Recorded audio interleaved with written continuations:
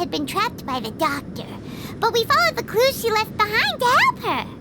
So much time has already passed since then, and it seems Sumeru's changing for the better now that Nahita's in charge, right? Paimon just hopes this peace will last a long time, and then Nahita won't have any more new problems to deal with. Yeah, guess you're right. We somehow always find ourselves right in the thick of it. Who knows what will happen next? Come to think of it, maybe it's all because of you. Maybe you're just a magnet for trouble.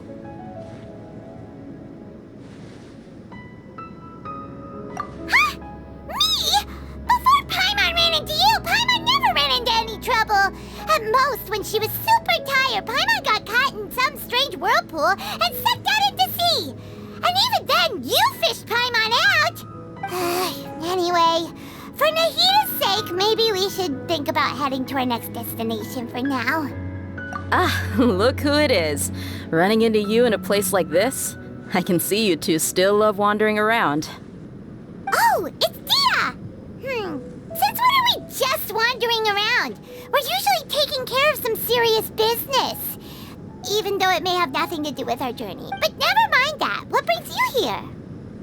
I just finished a commission in the desert for a usual client of mine. Nothing too interesting. Just escorting a shipment of goods. I'm on my way to report back. That's when I saw you two all the way over there, chatting away. What were you two talking about anyway? Huh? You can't say I saw that coming. But you are travelers after all.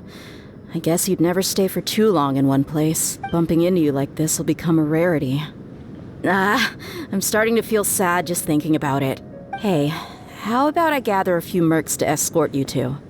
What do you say? Thanks, but no need. Oh, Paimon had no clue you'd miss us so much. But don't worry, we'll come back to see everyone when we get a chance. Sounds good.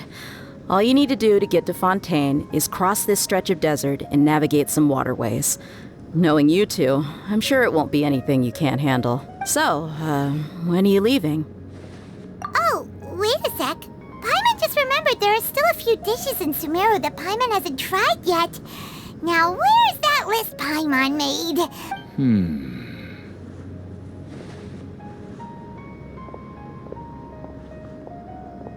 I see. Guess you won't be needing a going-away party or anything. It's sad, though, now that I think about it, Sumeru wouldn't be what it is today without you. Seems true heroes always prefer leaving quietly. By the way, should we go say bye to Nahita? Oh, good point. Then there's no need to bother her in the... Then, I guess this is goodbye for now, Trap. Goodbye, Dia. Bye-bye, Sumeru.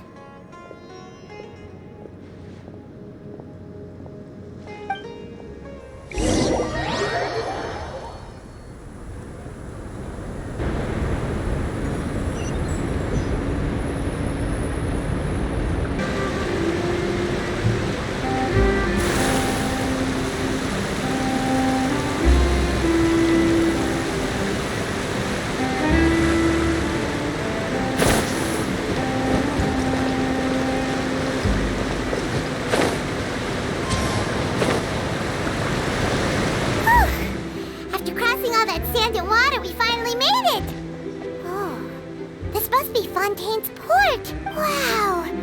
Everything looks so advanced in Fontaine! Paimon's heard that the industry here is extremely developed, and there are all kinds of unusual machines!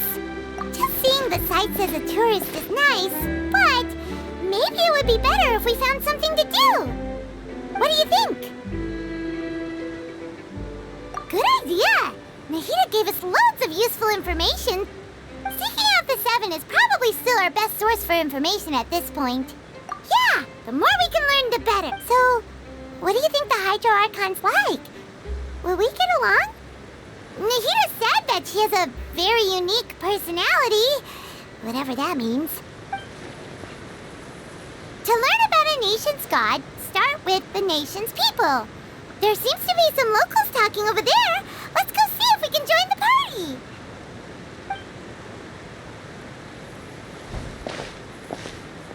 If you ask me, it's a tragedy how things ended for him. Clearly, he was a pretty decent person. Yeah, I didn't expect that kind of ending for him. I thought he would at least fight on a little longer for his family. I was expecting a sudden plot twist, but it's a pity that it never happened. Still, his story is quite the tearjerker. Excuse me. Can I help you two? I couldn't help but notice you standing here listening. Hi. We're travelers new to Fontaine, and we had something we wanted to ask, but you seem to be really busy talking about some kind of play, so we didn't want to interrupt. Play? Oh, no. We're talking about something that really happened. In fact, it's a case that was just heard a few days ago. Really? Like, a real trial? But the way you were talking about it and the words you used just now made it sound like some kind of story. Well, good tales are often based on true stories, aren't they? And what you see in reality may also be someone deliberately putting on an act while harboring ulterior motives. Whether something is true or not simply isn't that important. The main thing is whether the story being acted out on the stage is splendid enough. Oh, but it looks like you're not from around here. You probably don't know that the Fontaine Court of Justice is called the Opera Epiclese, or... But, shouldn't court cases be treated a little more seriously than that? Not to question Fontaine's way of doing things. It's just that putting someone on trial is usually a very serious thing. No worries.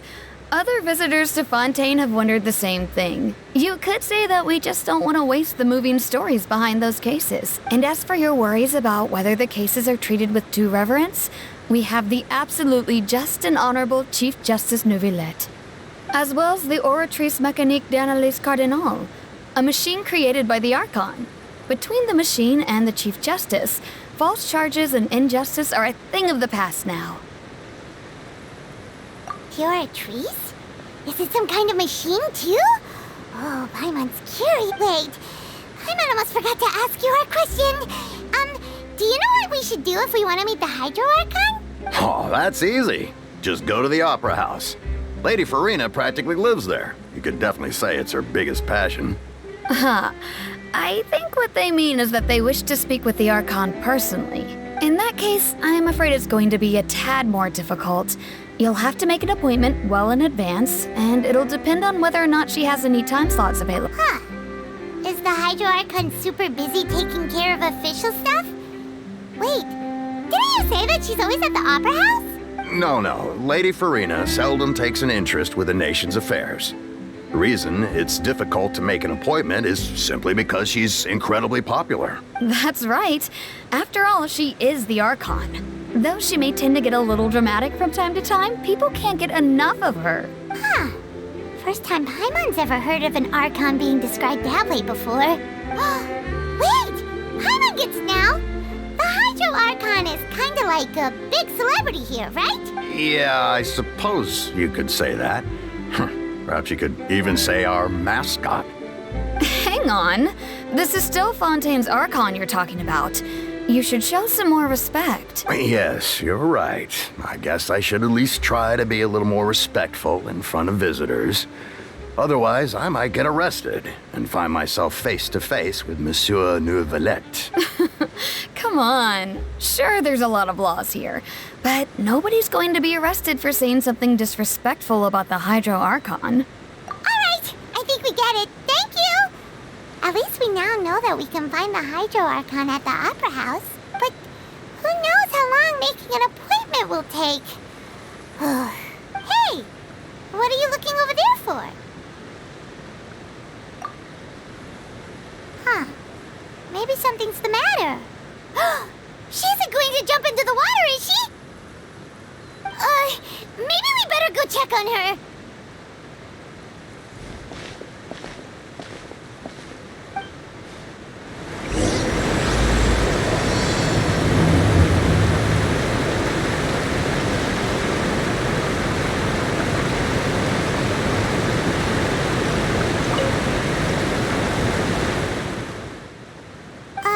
Hello there. Excuse me. Are you alright? Huh? I'm fine. Oh, okay then. We just noticed that you seem to be worried about something. About many things, actually. But there's nothing I can do but just keep my troubles to myself. I was just reminiscing about a place my brother and I would play when we were kids. It was just atop that hill over there. You're pointing at the sea. Wait, are you saying that you and your brother lived in the water? No, people call the waters around Fontaine a sea. It's actually just an inland lake that's filled with fresh water. And no, I can still see that hill clearly in my memories. Now, it's been completely submerged. He would skip and jump, tossing sand in the wind. The sun shone brightly, and the air was filled with the scent of the sea. But now, the water is gradually swallowing our memories. It won't be long before it swallows us. Sorry. Paimon doesn't really... I don't believe we've had the pleasure of meeting. Are you Lynette's new friends? Oh, and you... Thanks for looking after my sister. She often comes here to reminisce about our childhood, that's all. There's no need for any concern. Allow me to introduce myself. I'm Lyney, and this is my sister Lynette. If I had to guess, I'd say you must be travelers from abroad. Nice to meet you. Paimon is Paimon, and this is the Traveler. We just arrived in Fontaine. We were just talking with your sister. Even though we didn't really get what she was saying. I see. It's unusual for Lynette to be so willing to talk with anyone. In fact, she seldom speaks at all. I'm usually the only one she ever talks to. Oh, really? Then you two are just like us. Paimon's always the one talking for some reason.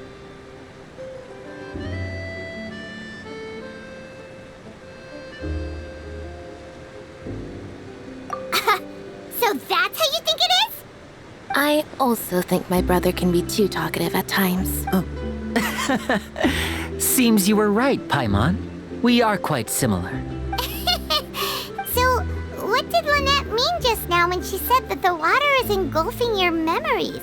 And that it won't be long before it engulfs you too?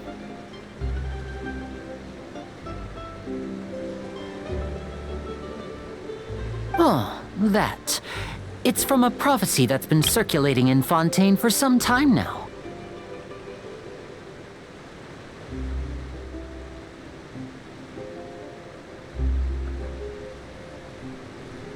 Well, I suppose prophecy isn't exactly the right word, because that implies a certain amount of uncertainty.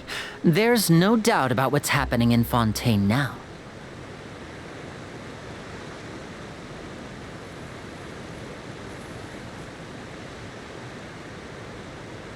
Where to begin?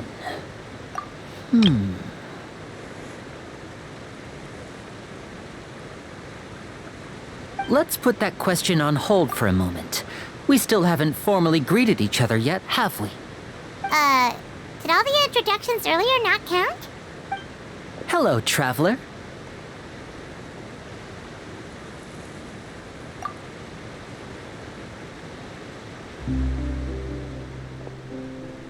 And hello, Paimon.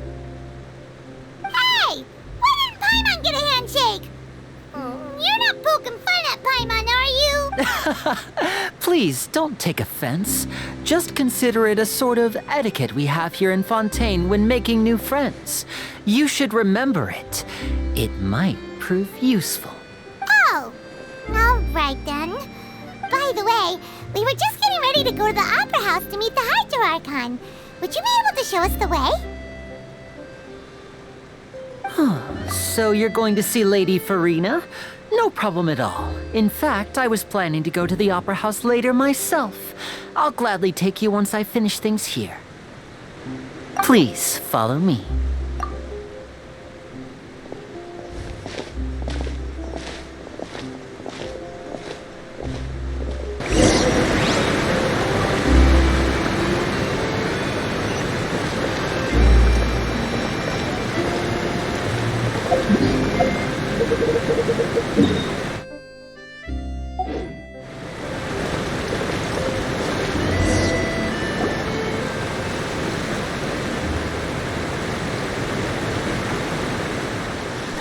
You said you were going to see Lady Farina? Well, it seems Lady Farina has come to see you.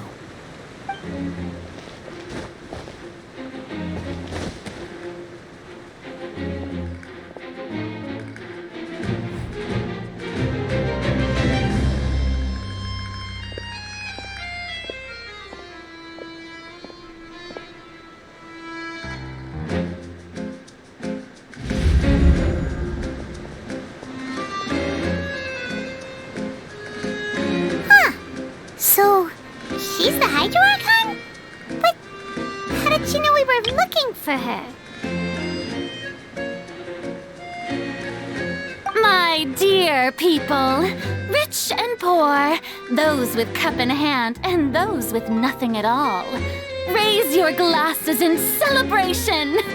If you don't have one, then just raise your hand in lieu.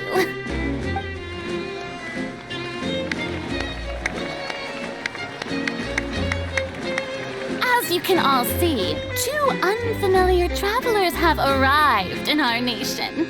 Come, let us make a toast in honor of this traveler and her companion who have journeyed here from distant lands.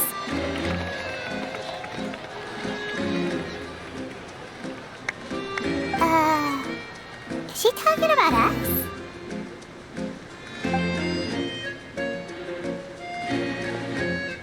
I've long heard of the turmoil and chaos you left in your wake as you visited other nations.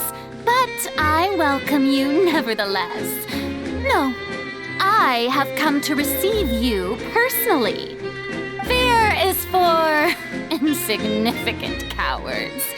I am a god, and I will never entertain the notion of such meaningless wariness. You can be rest assured, I see clearly your sincerity.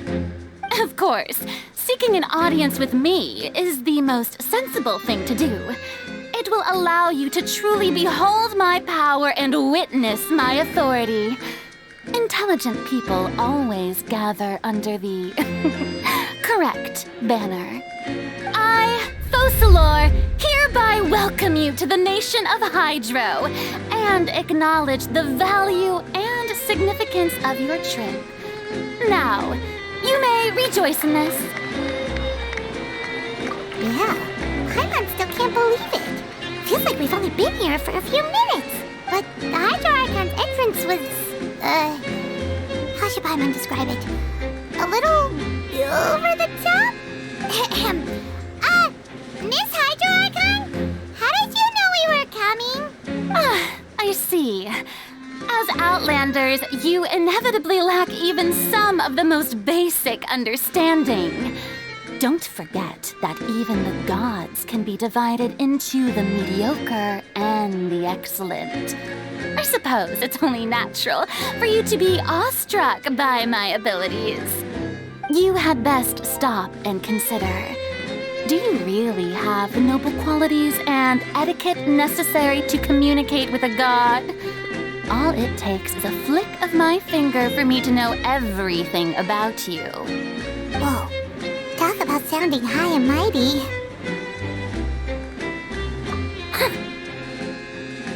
Oh? What's with these looks?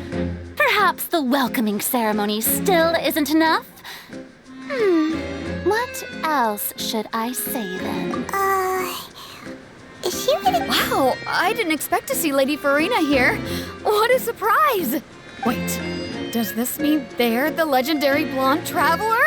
How did I not notice before? Hey, what's all the commotion? Oh, is that Lady Farina? Is there some kind of drama going on? Of course. That's the blonde traveler. The one all those stories are about. Lady Farina came here to personally see her. Oh, I bet this is going to be the duel of the century. Ooh, I've got to see this. I knew Lady Farina would never disappoint. Yes, but don't get too excited now. My dear believers and spectators alike tend to get quite rowdy, and despite the noise, I've come to tolerate all their ruckus. You may consider this my reward to all of you. I have determined that there will be an epic duel between myself and this traveler from another land, just as you were hoping to see. Now she wants to fight? Aren't we getting a little ahead of ourselves?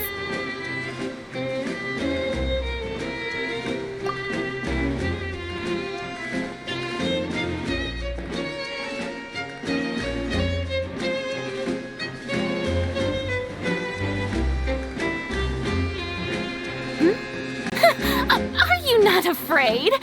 Might I remind you that this is a duel against the divine? What are you trying to do, traveler? Provoking a god in front of her people? Stand down, Clorend. I admire her bravery. Few have the courage to draw their sword against a god. She is obviously a true warrior. Unfortunately, people nowadays only crave to be thrilled, and a mere duel will not slake their thirst for excitement. Oh, yeah, she's right.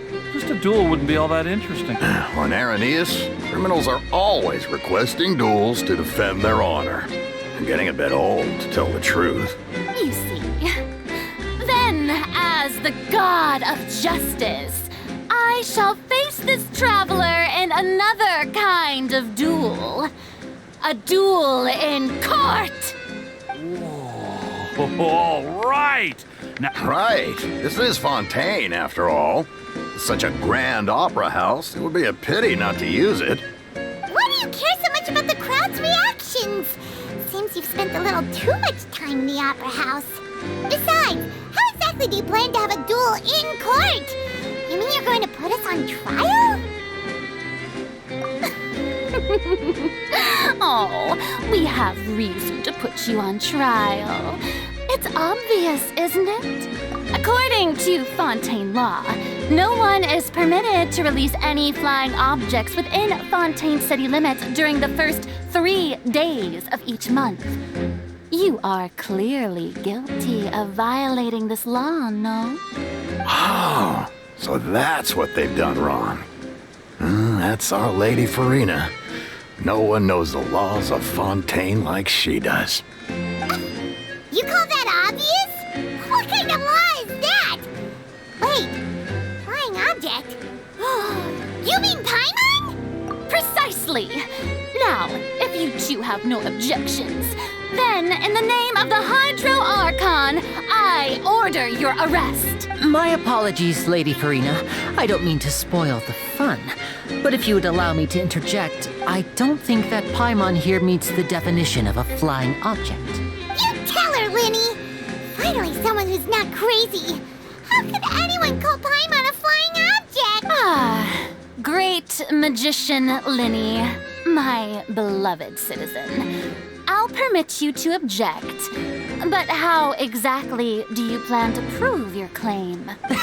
As a magician who just rained on your parade, I naturally should shoulder the responsibility of saving the show. So, with such an audience gathered here, allow me to perform a trick for everyone.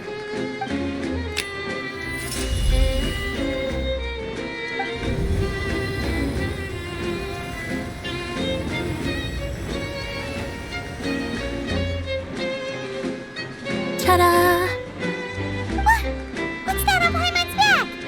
Hey, when did Lyney do that?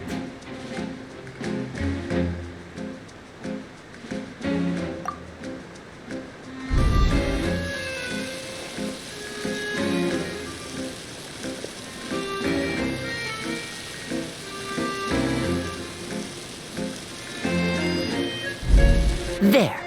As you can all clearly see, Paimon should be classified as, well, something like a balloon. This rope has been in the traveler's hand all along. It was just that no one could see it before. Huh? You call that magic? You've got to be joking.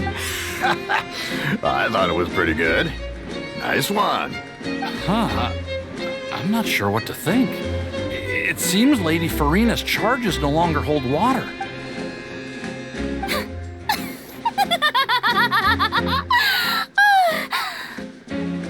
Amusing. Very amusing, Lyney. Just the sort of unexpected twist that I enjoy. With you here, today's performance can finally be called complete. Performance? You see all this as a performance? In which case, consider the matter of your trial resolved. The god of justice will not bring charges against an innocent person. But when there are valid grounds, I will not only judge travelers from abroad, but even the gods of other lands. I look forward to seeing your upcoming performance at the Opera House, Mr. Lyney and Miss Lynette. That's enough for now. Toodaloo!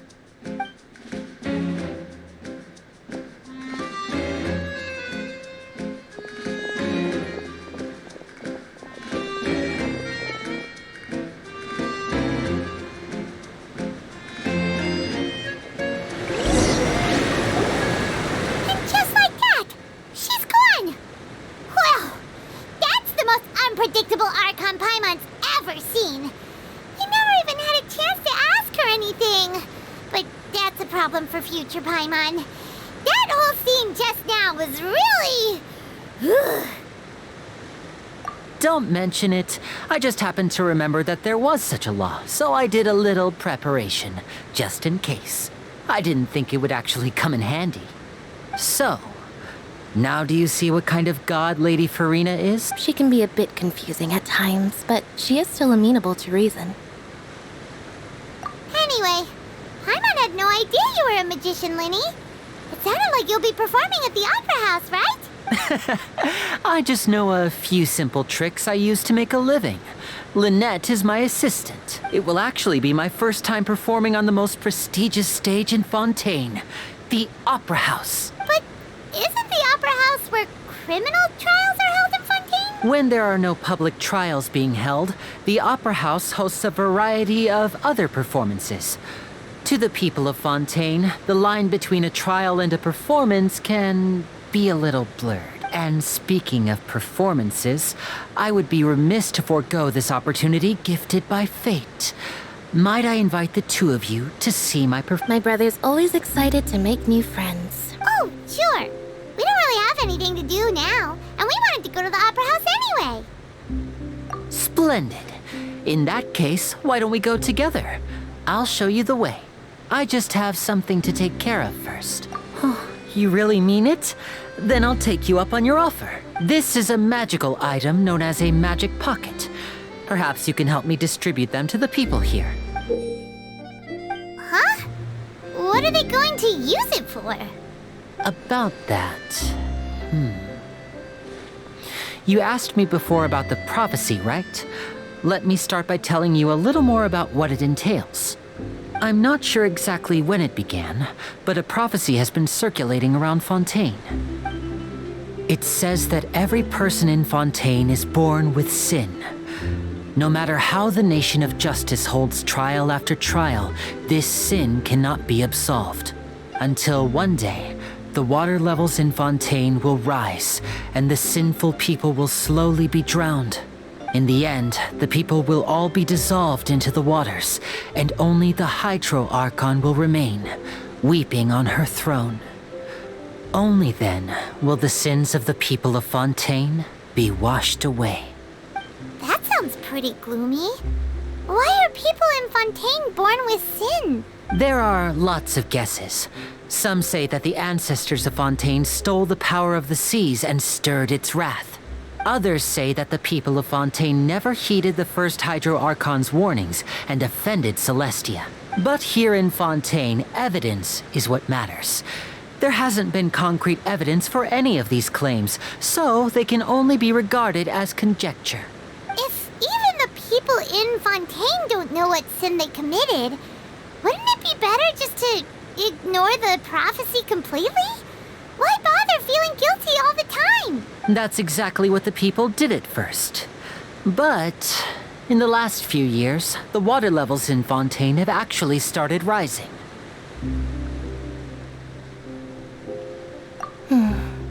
Many places have already been completely submerged, and now lie beneath the sea.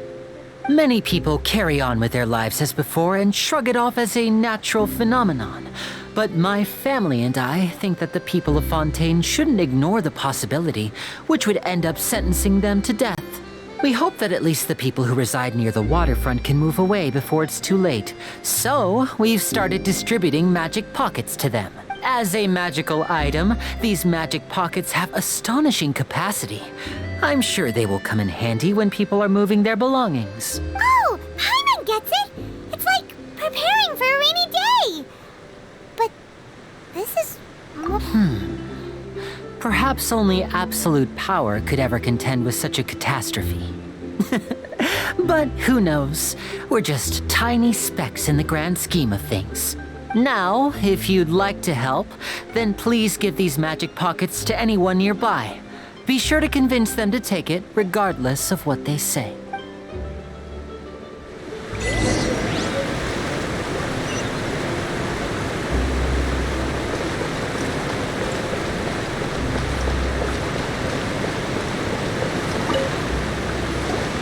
What's this?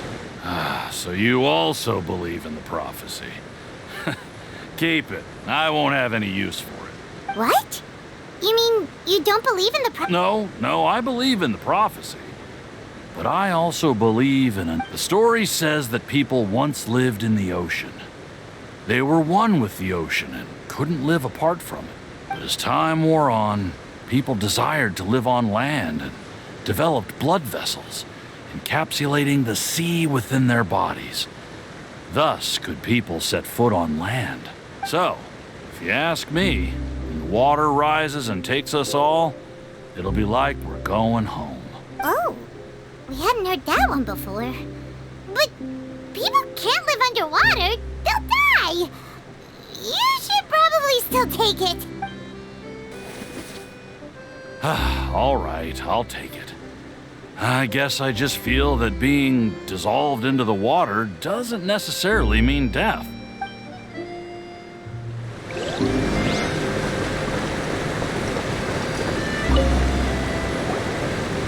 So you're the blonde traveler that everyone's been talking about. My apologies for not recognizing you earlier. Oh, a magic pocket? Seems you really thought of everything. I guess it's better to prepare for the worst and hope for the best. Thanks. Please, also thank the magician on my behalf when you get the chance.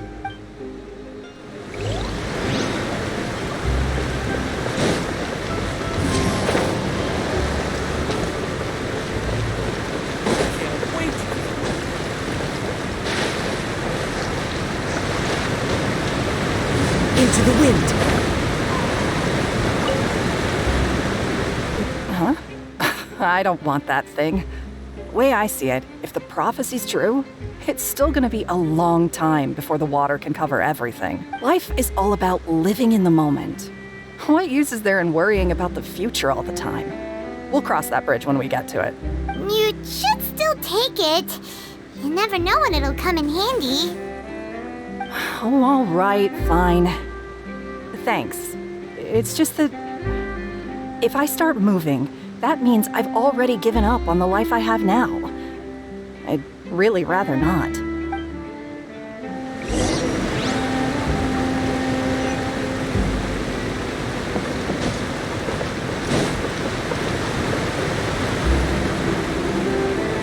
Oh, you already handed out all of the magic pockets? That was fast. So, what did people have to say? I bet you heard some... Yes, but that will change once disaster strikes. I know they'll change their minds, so it's only right to help them prepare. Is there anything else you need to do before we leave? Yes, one last thing. I have the magic pockets made by a workshop in the court of Fontaine. Since we're out and about, I was thinking about bringing him some more... So, you want to collect materials? Just tell us what the materials look like and we'll help. Many hands make light work. Oh, that would be much appreciated. We'll need some romaritime flowers. I remember seeing them near the waterfront on the east side of the harbor.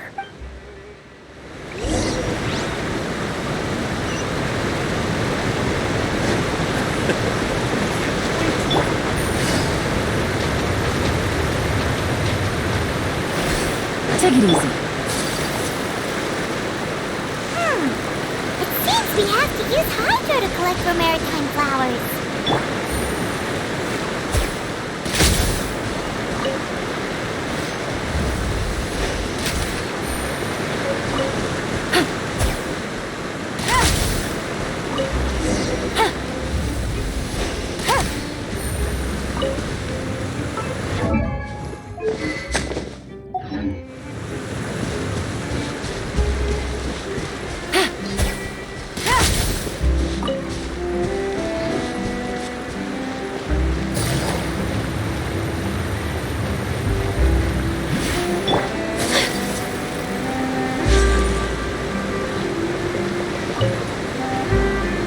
You made quick work of that. I can tell you're an experienced traveler. I've also finished collect. Maybe next time you'll feel like helping too, Lynette. No way. I'm in power-saving mode today. Otherwise, I fear I may not have any energy left for the performance at the Opera House. Fine. though the performance is still a long way off. Now that we're finished here, we should get ready to head back to the court of Fontaine. So, we're going to the court of Fontaine before we head to the opera house? Good. Paimon wants a tour of Fontaine's largest city and try...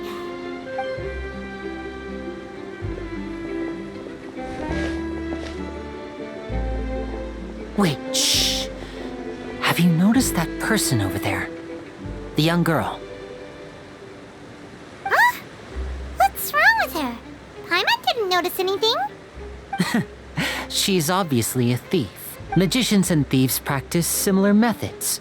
We divert attention, and a distracted audience is one that won't discover what you're really doing. Watch her movements carefully.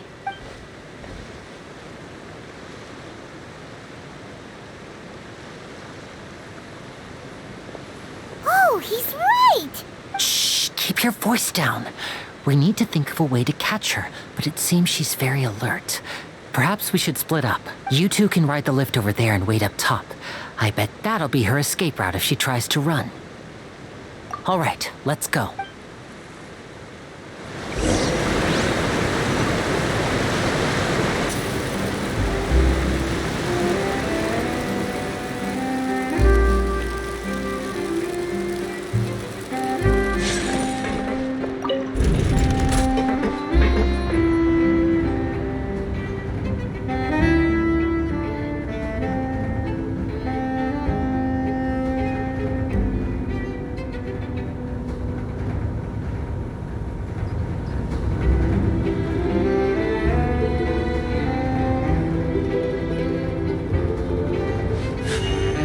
A blade embraces its duty, as a jeweler cherishes their gems.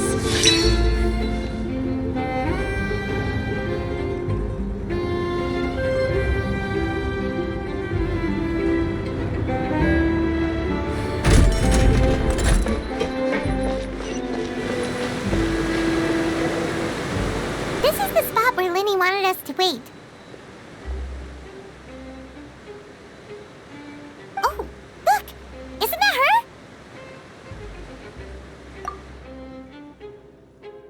Oh no! Did she notice us? What should we do? Should we chase her?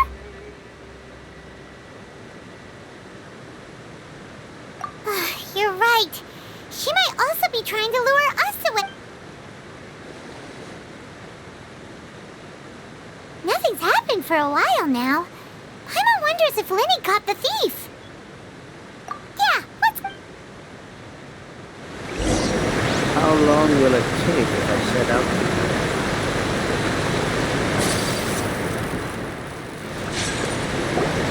Are you sure that's all she took? You should check to make sure you're not missing anything else. No, that was all. Oh, I can't thank you enough. I didn't notice a thing early. Anyway, I should be going. Oh, were you returning what the thief had stolen? That's right. Pity I wasn't able to catch her. She distracted me by dropping the thing she stole on the ground. By the time I looked back, she was already gone. I saw the general direction she went, but Lyney twisted his ankle, and I needed to make sure he was okay. Oh, did you get hurt, Lyney? I'll be all right. It's just a twisted ankle, that's all. In fact, it's feeling better already. If you want to play at being a hero, at least try not to get hurt doing it. Imagine what would happen if you managed to derail our performance as a result. You're right, you're right. I have to admit that the thief was even more skilled than I had anticipated. But at least we were able to get the stolen items back, so it wasn't a complete failure. What a slippery little thief. Guess things turned out all right in the end, though. Lyney's initiative paid off! All right, let's put this little detour behind us. We should go to the...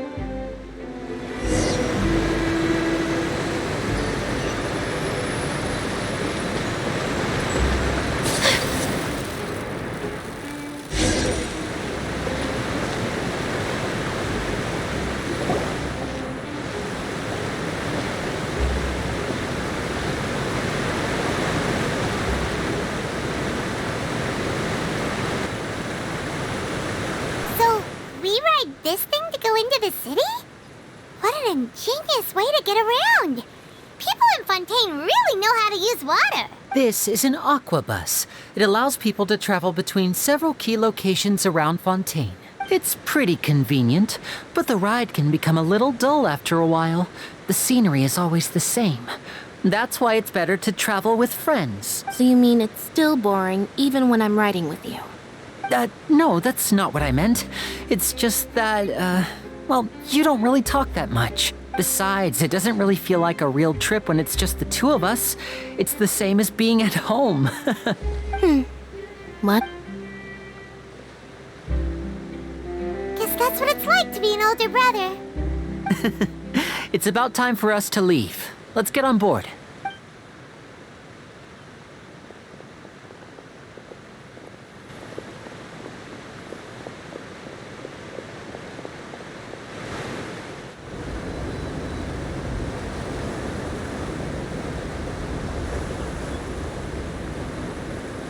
Oh, excuse me!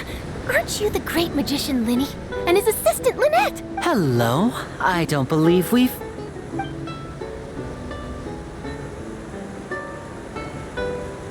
I'm Charlotte, a reporter for the Steambird. Nice to meet you. From the Steambird, huh? We've often relied on your paper to promote our performances. It's an honor to meet you. Wait, could that be the legendary traveler who's been making headline after headline in their journey across Tibet? Amazing! You recognize everybody almost immediately! I wouldn't be much of a reporter if I didn't know who's who, would I? Wow, today must be my day! Who knew I would end up on the same boat as so many VIPs? Could my vision finally be showing me some favor?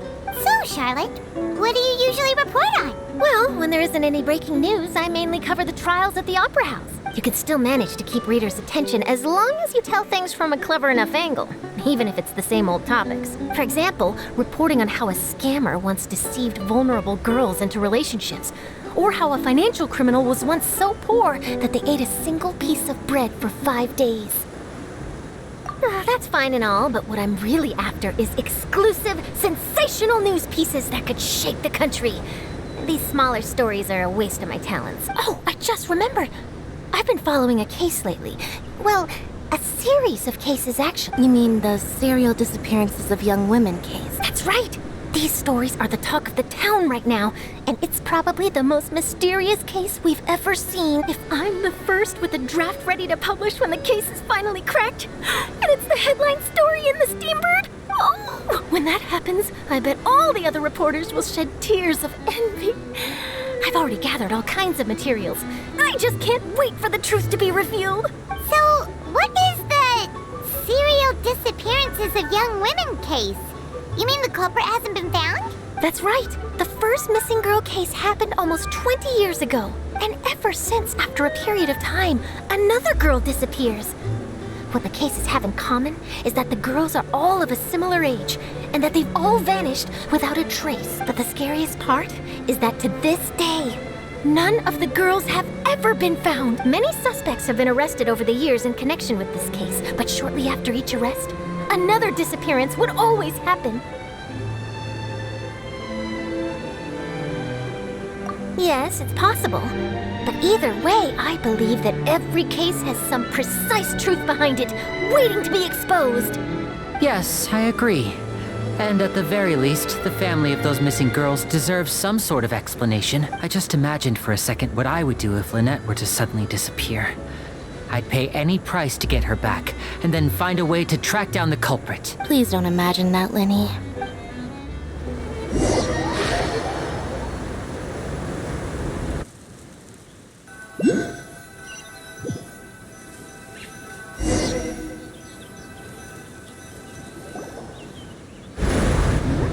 Hey, we're almost there! Look!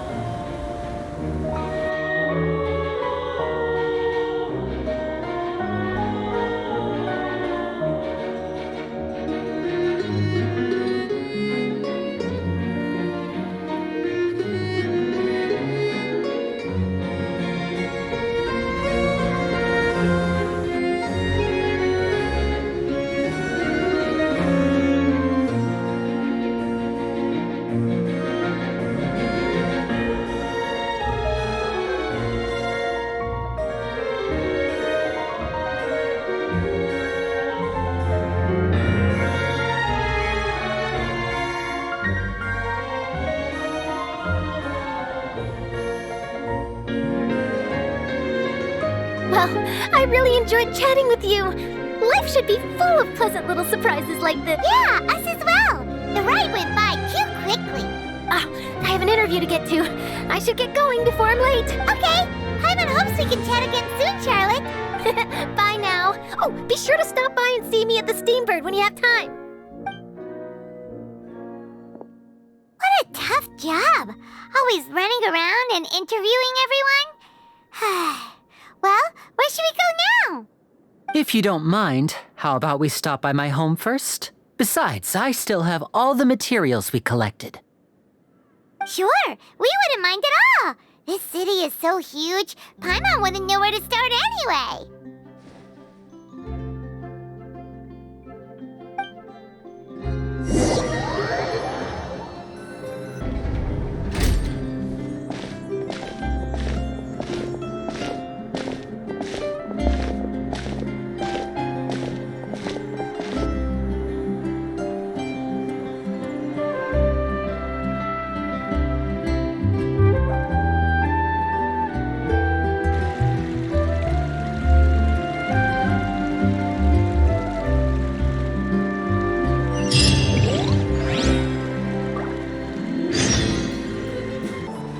This is our current abode.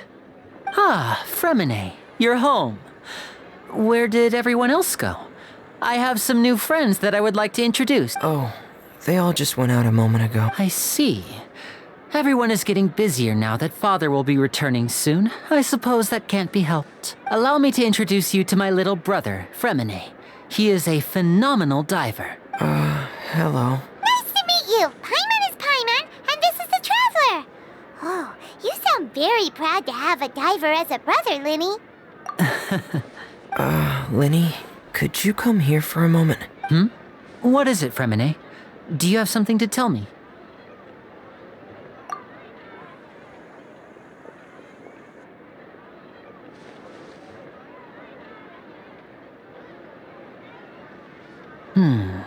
Okay, I see.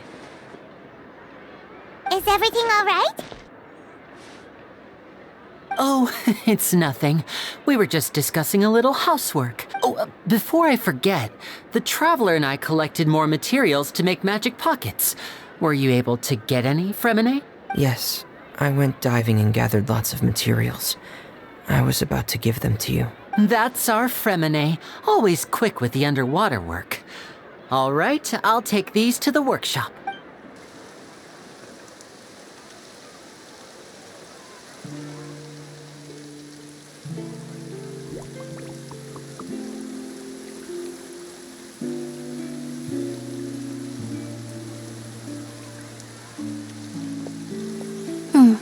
Looks like rain. Oh, you're right. But wasn't it clear and sunny just a moment ago? Fontaine's weather sure is weird. I'm afraid that's just how it is here. It often rains on days where there are trials being held in the Opera House, but don't worry, it'll clear up soon enough. What's wrong, Fremine? There's a legend about the rain that I tend to believe. It's said that a dragon of water once resided in Fontaine. Though we don't know where the dragon went, every time it weeps, the skies will cloud up and pour out rain. When I was a child, my mother told me that if I wanted to go outside and play, I should yell toward the sky at the top of my lungs, "Hydro Dragon! Hydro Dragon! Don't cry!" If it's an elemental dragon, then having the power to make it rain wouldn't be very unusual. Let Paimon try something. Hydro Dragon! Hydro Dragon! Don't cry!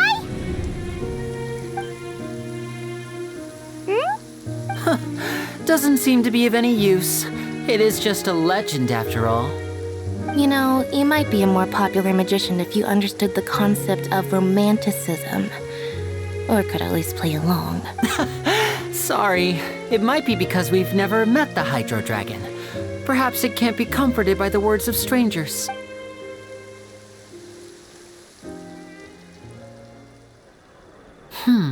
It rained for longer than I suspected. Was there something you needed to do, Lyney? Yeah, some preparations for the show at the Opera House. I need to find a way to catch the last aqua bus of the day. On the day of the performance, just ride the aqua bus to the island of Aeneas. I'll have Lynette meet you at the fountain in front of the Opera House. What is it, Fremine? I'm in a hurry. Oh, I get it. You feel nervous delivering the Perhaps we could trouble the Traveler to help us take these materials to the Beaumont workshop and deliver them to... I'm afraid that Fremine can be quite introverted. And the boss there tends to be pretty talkative. Fremine has always been a little afraid of her. No trouble at all! Don't worry, Sorry for the inconvenience. I'm quite useless when it comes to such tasks. I'll think of a way to make it up to you. Oh, no need. This will be a walk in the park for us.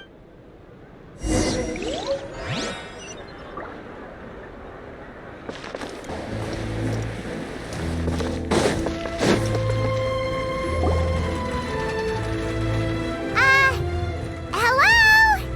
Is there anyone here? Oh, hello there. New customers?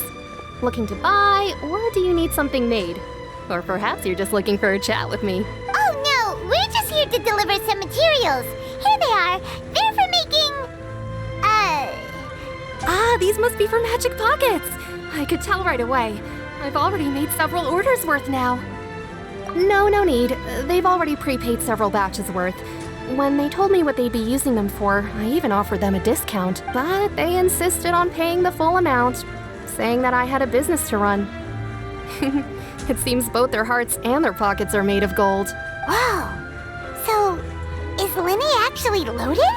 I can't say for sure, but who knows? Maybe there's good money to be made being a magician in Fontaine. Hey! Is this machine what you use to make stuff here? It looks really advanced. Why use your hands when a machine can do the work? It would be a waste not to use the latest technology. But where does a big machine like that get its power from? Well, it's a little complicated. I'm not sure I can put it in layman's terms for you, but basically, everything we usually use here in the city is powered by indemnitium. It's a type of energy that's produced from trials. Huh? How can trials produce energy? Well, I'm not completely sure of all the details myself. When a trial is in session, the Oratrice Mécanique d'Analyse Cardinale harvests people's belief in justice and converts it into energy to be used all around Fontaine. So that's what its other function is? Paimon heard that the Oratrice was created by the Archon to make judgments, but Paimon still doesn't get it. How could something unreliable like people's beliefs be turned into a stable power source for the... Oh, yeah! So that means the Hydro Archon relies on the machine to take the energy created by belief and turn it into power for all of Fontaine, right? Even though I've never heard anyone really put it that way before, it sounds like it makes sense. Besides indemnitium, we have another type of energy called pneumosia. It isn't produced by the power of the Archon, but it is unstable by nature. Even now, it still cannot be widely used by civilians. I thought I'd find you hard at work, but here you are chatting the day away. Since you're already talking, I'm... You again? Didn't I already promise you that I'd have the more I owe to Confrérie of Cabriere by next month? Why are you hounding me now? Yeah, but how do we know that you won't go running off by the end of this month? I want 50% today. Wait, no, 70%. Huh? Seems business isn't so great for the workshop. Hey, hold on. Before you go around trying to collect payments, why don't you settle your own debts first? If Confrérie of Cabriere wants to poach clients from Northland Bank, that's fine. But I'm afraid you still owe the bank a hefty sum of mora. So why don't we work things out between us first, before you get back to your little conversation here? You're from Northland Bank. But we said we'll pay everything we owe next month. Why are you hounding me now? Traveler, Paimon! I didn't think I'd run into you here in Fontaine. What are the chances? We're surprised to see you too! What are you doing here in Fontaine? You didn't want to stay in Snezhnaya? Long story short, I've already been in Fontaine for some time now, and honestly, things have been pretty boring. But it seems that fate brought our paths together today. Not only will I have some good friends here now, but ones who always seem to find trouble. Either way you look at it, it seems things are going to get a lot more interesting now. Pretty sure we'd want to avoid anything that you'd find interesting. Besides, our trip here has gone pretty well so far. Right, Traveler? Hey, you, Northland Bank boy. Aren't you forgetting something? Don't interrupt. It's not often I run into the Traveler like this. Why don't you wait for me over there for a while? You kidding? Aren't you the one looking for us? You really expect us to sit and twiddle our thumbs while you catch up with your friend? Listen to me, boy. If you want your Mora, fine. Why don't you come and take it? Hey, I just said not to interrupt.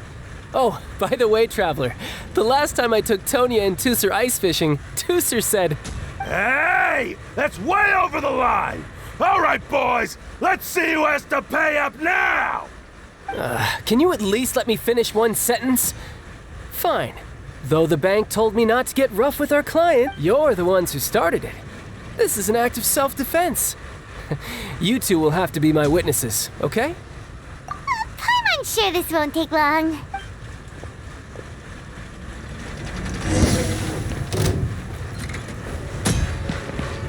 Brace yourself! This is gonna hurt!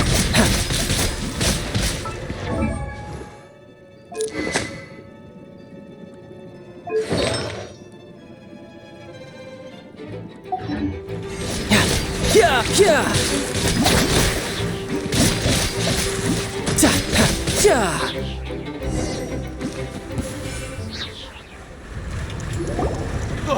What's your deal, Brad? How are you so strong if you're just a staffer from Snezhnaya's Northland Bank? Wait, don't tell me you're... Oh, now you notice. It's a little late, don't you think? Just make sure you understand that you don't mess with Northland Bank. Got it?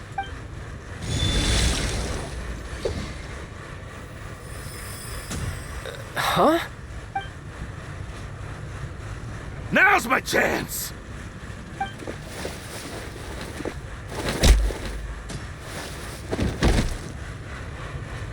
Huh.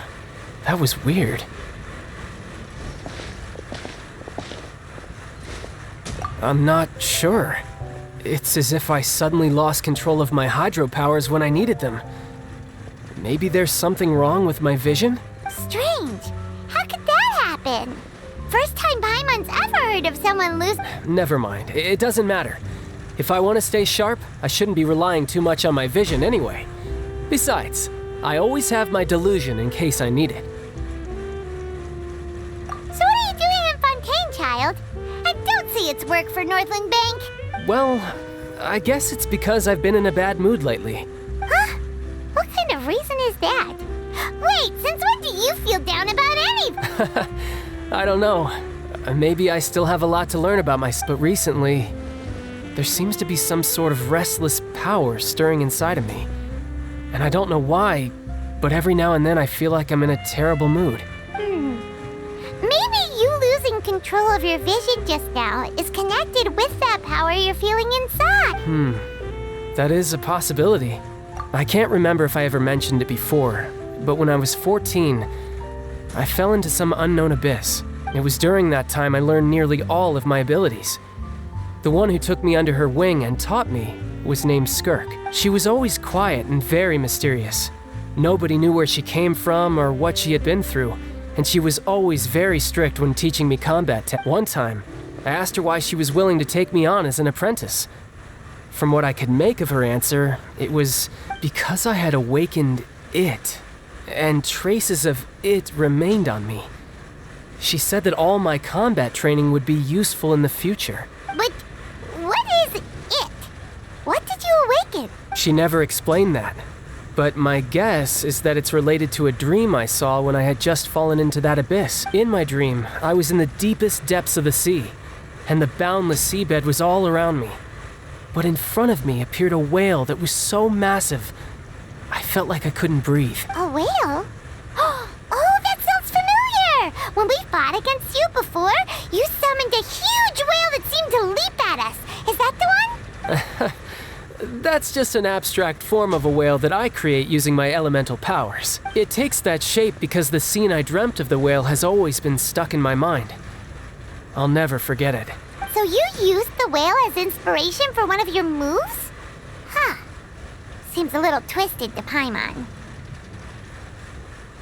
So why don't you just go ask your master? Maybe she knows the answer. You make it sound so easy. Ever since the incident I experienced there, I've never stopped searching for Master Skirk and that unknown abyss. But it's been years now, and I've still found nothing. There isn't even a trace of the place where I remember falling into the abyss. Oh, it sounds like some kind of ghost story. Yeah, I'm out of leads at this point, but there's nothing more I can do. It seems that strange encounters in this world tend to be elusive like that. Oh, seems the time really flies when I'm talking with you. I just remembered I have somewhere else I need to be, so I should— What? More work for the Northland Bank? No, it's more of a personal appointment. Lately, I've been sparring with some of Fontaine's official champion duelists whenever I'm feeling bored. Official champion duelist? Yep, in Fontaine, before a criminal goes to court, they're given one chance to defend their honor by requesting a duel with an official champion duelist. The champion duelists are all-powerful fighters selected from among the nation's best. And the duel itself is a no-holds-barred fight with no specified stopping point. So engaging in such a duel is regarded as a symbol of defending your honor. If a criminal manages to win the duel, they'll be acquitted. But if they lose, they'll have no choice but to stand trial. And the worst-case scenario is that you're simply killed in the duel.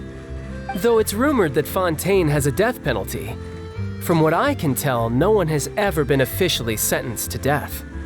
So really, the only people who opt to duel are those who have suffered a grave injustice in being accused, or those who greatly value their honor. Otherwise, why gamble with your life? So, do many people actually get out of their trials by winning the duel? Apparently, it's exceedingly rare for anyone to actually win. Fontaine probably enacted this system as a way to show that the nation respects the honor of its citizens. Besides, none of the champion duelists are to be trifled with. Which is exactly why I was itching to face them as soon as I got to Fontaine. Apparently the one I'm meeting today, Clorinde, is the strongest of the champion duelists. I had been asking her for some time before she finally agreed to— Well, that's child for ya. Paimon feels like we heard that name somewhere before. Oh, before I forget, I want you to have— Huh? Your vision? You're seriously just giving it away? I'm just worried that it could become uncontrollable again. I'd be pretty upset if it got in the way of my duel, so I think I'll be better off without it for now. Besides, I just need you to hold on to it for a short while. I'll come retrieve it when I have some time later. Paimon knows what you're up to. You just want an excuse to come talk to us. Whatever gave you that idea? I'll be— That sneaky guy. He said he's been feeling down lately, but he seemed the same as ever to Pine. Well, seems we don't have much to do for now. We might as well walk around and see the city before Lyney's performance.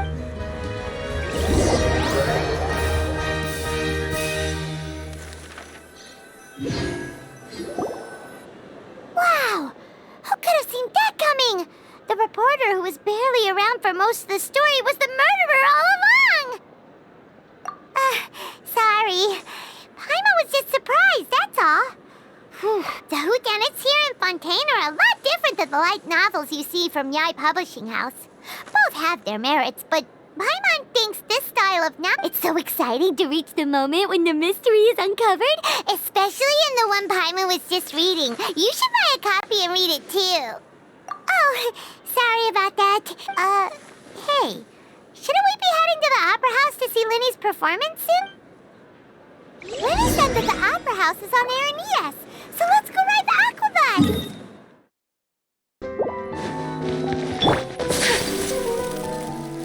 I can't wait to see you, Mr. Whoa! Now this is fancy! The Opera Epiclese. What a place to hold a performance! No wonder Lyney and Lynette were looking forward to it. Huh. Looks like there's a lot of people standing around the fountain up ahead.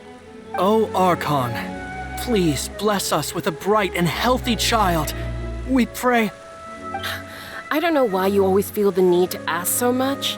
I'll be happy as long as our child is healthy and lives a peaceful life. I guess if they're our kid, then there's no doubt they'll turn out smart. Maybe this is one of the customs in Fontaine. Vache. What's wrong? Vache. Vache. No, Paimon didn't say anything. Are you here? Welcome to the Fountain of Lucine. All the water flowing through Fontaine converges here. It's customary for newlyweds to come here and wish for children. Lynette! Lyney asked me to wait here for you, remember? Right. What do you mean? There are a lot of people here right now. Hey, you're not trying to scare Paimon, are you? Besides, it's the middle of the day. It's not the time for eerie thing. I see. I might be able to tell you something that could help explain the voice you heard. In fact, you might not be imagining things at all. I suspect that what you heard is a result of your hypersensitivity to the hydro element. Others in my family have had similar experiences. It's because of her sensitivity to the hydro element? But what would hearing a voice have to do with elemental power? When do you cry, Paimon? Wait, what? What does that have to do with any... Just answer me. When Paimon's really sad? Oh, and when Paimon's super happy. Oh, and also when Paimon's really, really scared. Then you should understand that tears contain your most intense emotion. Like I just mentioned, the Fountain of Lucine is where all the flowing water in Fontaine converges. Even the tears that fall to the ground will eventually gather here. So maybe what you heard was the intense emotion coming from someone's tears. So, what did the voice say? If you were hearing their emotions, then Paimon wondered... Rather than worrying about them, we should worry about my brother. Don't let that calm look of his fool you. He tends to get pretty nervous just before a performance. So chatting with Lyney might help him relax a little before he goes on stage. Oh, right. That makes sense. Let's go in and see Lyney.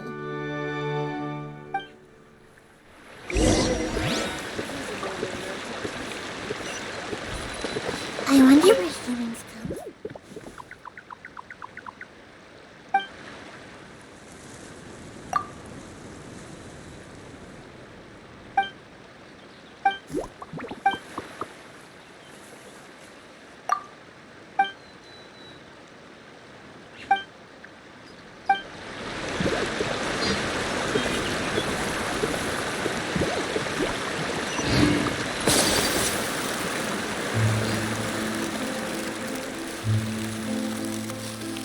No two cases are alike.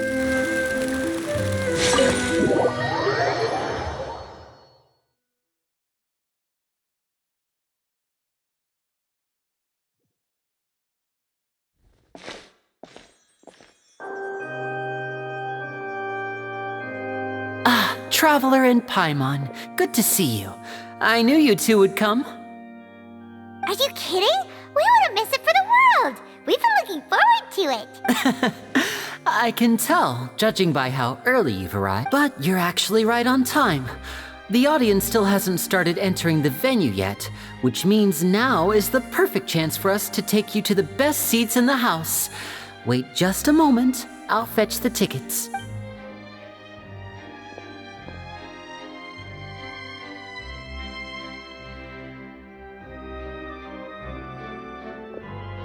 The Opera House has assigned seating, so you always have to make reservations. I've already reserved your seats, and here are your tickets. Ooh, front row seats! Thanks, Lyney! Don't mention it. There's no need to keep thanking me. Hey, Lyney! Could you come over here and take a look at this? Oh, I'll be right there. Seems there's an issue with the stage props over there. Yeah, we'll just go to our seats.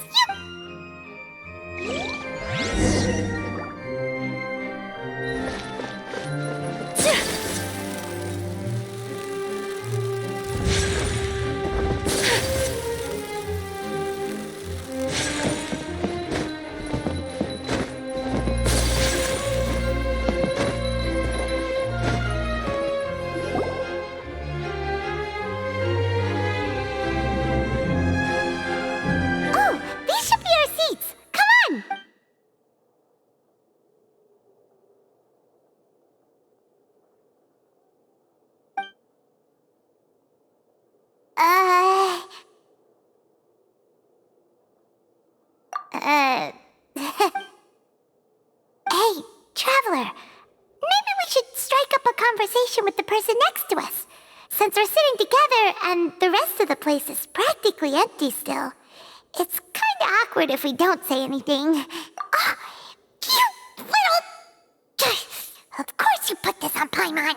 Excuse me, I did not realize you felt awkward. I am terribly sorry. I would be perfectly happy to chat with you if that is what you would like. Oh, so you heard all of that, did ya? Boy, you sure have good ears. Paimon thought she was keeping her voice down. Wait, that's not it. Paimon's... Sorry. Paimon's the one who was being rude, talking under her breath like that. So, let's talk, but, what should we talk about? Oh, Paimon's got it. You're also here early and sitting in the front. Are you a friend of Lyney's too? A friend, you say? Well, if Mr. Lyney would like to be my friend, I would be more than happy to reciprocate. Oh, so you're not friends with Lyney then? Oh, this is getting more awkward by the second. Paimon nearly forgot to make her introduction. Nice to meet you. Paimon is Paimon, and this is the Traveler. We just arrived in Fontaine. It is an honor to meet you two. I have heard of your deeds across Tevat, and as required by proper etiquette, I will also introduce myself. Oh, Monsieur Noirceur, what an honor it is to have you here to see my show. Ah, Mr. Lyney. I should say it is in fact an honor for me to see your performance in person. Wait, Noirceur? Could he be... I saw you all chatting just now, but it seems you still don't know who Monsieur Noirceur is. Allow me to introduce you to Fontaine's Chief Justice. That seat is always reserved for him. It wouldn't be too much to say that he's the symbol of justice and honesty here in Fontaine. Whoa! Sorry for being so rude just now. Paimon had no idea you were such an important person. No offense taken. Being Chief Justice is merely what I do for work. Nearly every person has their usual reserved seat, so I'm not so special, really. And by the way, I should probably let you know, even though I would prefer not to, there's someone sitting up there in the VIP seats that has been striking a pose for quite a while now. I believe she is trying to give you a most elegant and impressive first impression. So I think you should take notice of her sooner rather than later. Otherwise she may become flustered.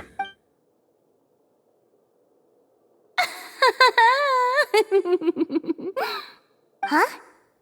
Oh, it's Farina, the Hydro Archon. Huh. She sure has a smug and satisfied look on her face. Guess she has no idea that you saw right through her act. Very good. That is for the best. No need to pay her any more attention. We may now enjoy the show. Huh? So is this what things are like between the Chief Justice and the Hydro Archon? All right, please wait just a moment longer.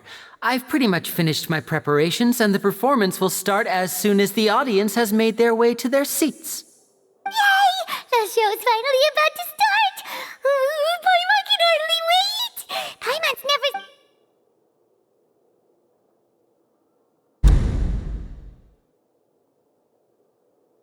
Oh! They're dimming the lights! The show must be starting!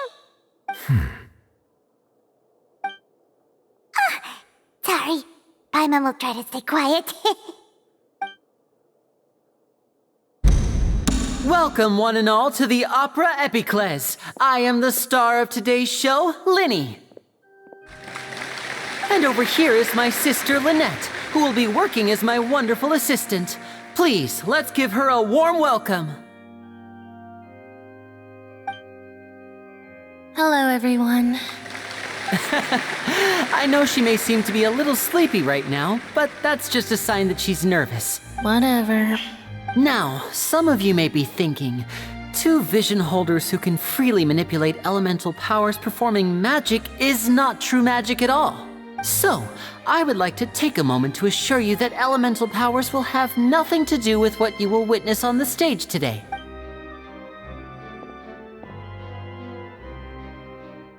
Both Lynette and myself have removed our visions for the show. That way, even the gods won't be able to help us. Oh, good point. That's what makes the show real magic. Now, without further ado, let the show begin. Lynette will now exit the stage to make some preparations. I know you might miss her, but don't worry. She'll be coming right back on stage momentarily. Perhaps in an unexpected way. I'm sure she'll be stealing the spotlight soon enough. Oh, and before I forget, there's one more thing I should say. You never know what can happen in the blink of an eye. A magician's greatest skill is making things disappear or appear. The possibilities are endless.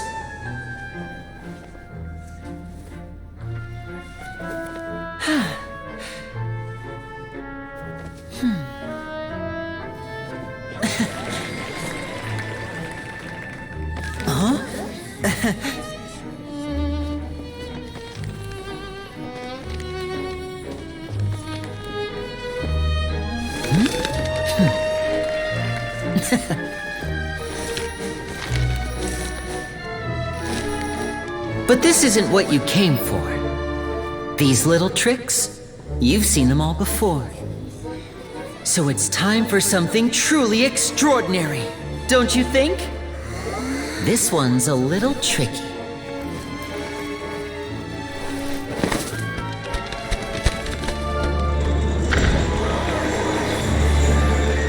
Using this water tank, I shall make my sister vanish completely, right before your very eyes.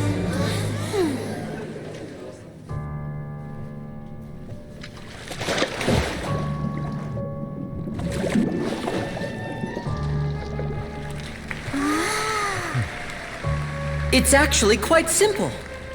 She'll just turn into air bubbles and float right out of the top.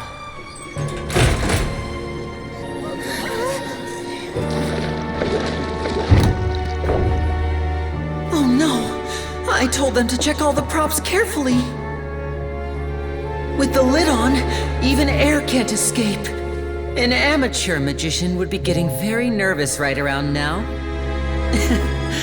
Luckily, it's me on stage, so let me show you what a true virtuoso can do.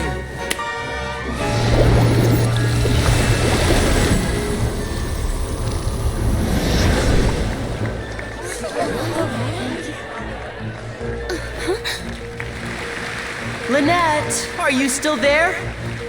Don't go too far. We don't want to use up all our magic. Hi, I'm back. Uh-huh.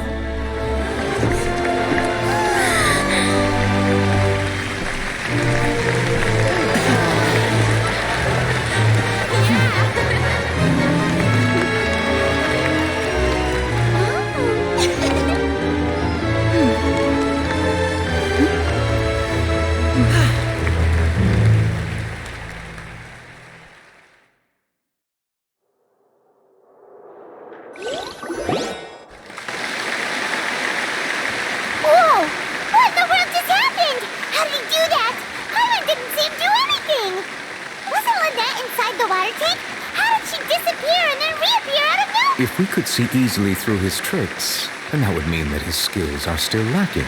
To appreciate magic, you should focus on the show happening on stage, rather than getting caught up in trying to see that which has been intentionally hidden. Guess you're right. Paimon couldn't believe her eyes when Lynette reappeared. Amazing! Thank you everyone. I'm glad you enjoyed that performance, but our magical journey has only just begun. I've prepared even more astonishing surprises for everyone here. The magic of transformation and disappearance can go far beyond what you've just seen. I'm sure many of you are thinking that escaping the water tank was impressive enough. But Lynette is still my assistant after all, in which case I have ample time to make all necessary preparations. So, for my next trick, I will require the participation of one lucky audience member. Please, if my assistants could bring out the magical boxes now. There are 2 boxes and only 2 boxes. One is here and one is there in the aisle among the audience. I'm sure many of our clever audience members have already guessed our next magic trick. A swap! Our lucky audience member and I will each enter a magic box. After 1 minute, we will each emerge from the opposite box. Now please, everyone pay very close attention to the box you see here. Don't give me any chance to make a move. Wow! How's he gonna... Hey, do you think this is all magic tricks? Or does Lyney have actual super... The lucky audience member will be generated by this random number selector. It selects numbers entirely at random. Even I don't know who will be chosen to participate. Now then, let's begin. Let me see. Oh, row 7, seat 3. Congratulations! You now have the chance to experience magic firsthand for an entire minute. Please, come forward. My assistant will take you beside the magic box. I'm sorry, it might be a little cramped inside, but no need to feel nervous. We've carefully arranged everything for you to be as comfortable as possible. You don't need to do anything, but no matter what strange things may happen, don't come out of the box. If the magic is interrupted, who knows where you might end up?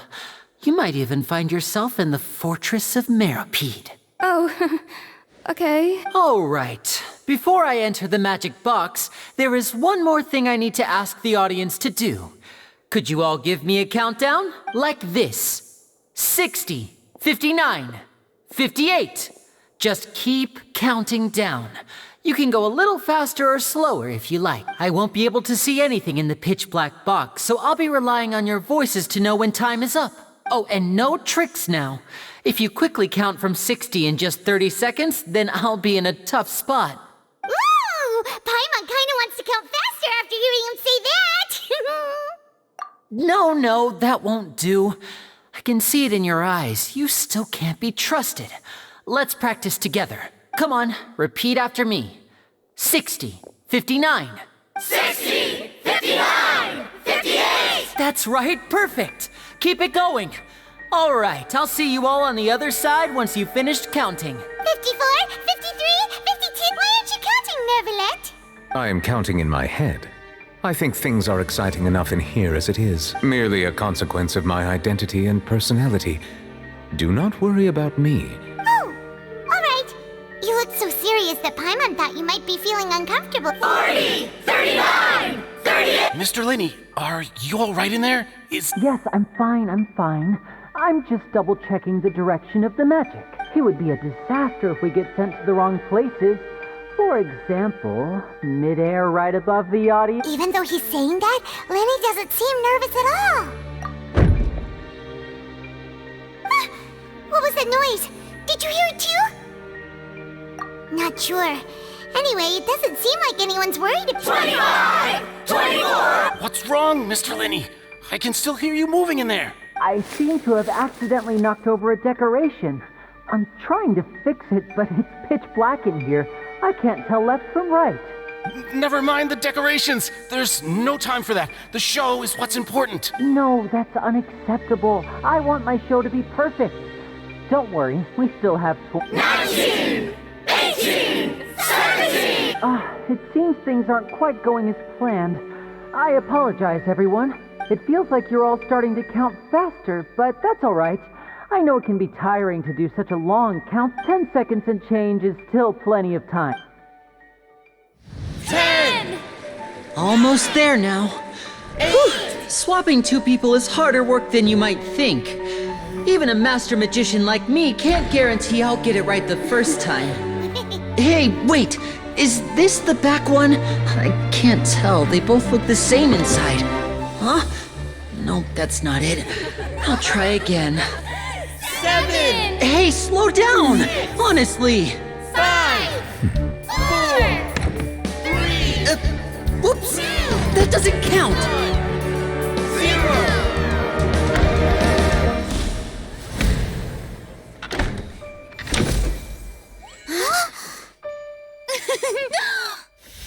Ta-da!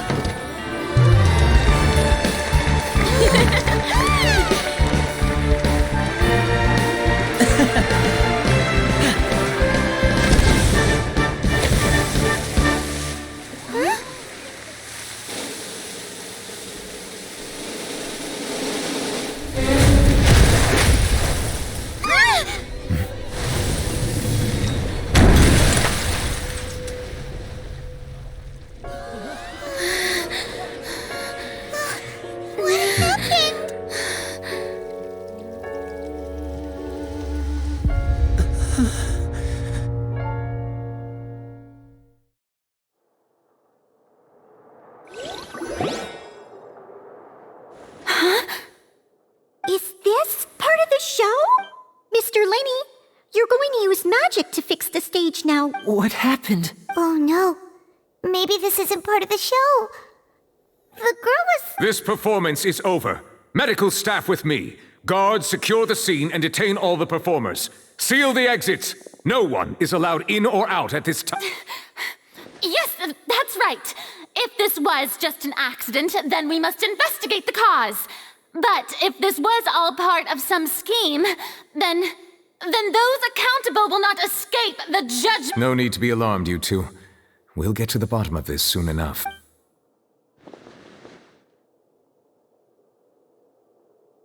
Unfortunately, the person who is in the magic box has been pronounced dead. His name was Cowell, one of the assistants in Lyney's magic troupe. Apparently, the fireworks on stage ignited the ropes that were suspending the water tank, which then caused the tank to fall onto the stage. As of now, we are still not sure why we found Cowell in the box, rather than the guest from the audience. And after an initial search of the area, the guards have confirmed that the girl is nowhere to be found. It appears that this incident was not merely some mishap with the performance, and there are many indications that it is connected with the case of the serial disappearances of young women. That's the case that Charlotte mentioned before! I know the truth. I can see through the whole thing. Really, using such a shallow and obvious mystery as his finale.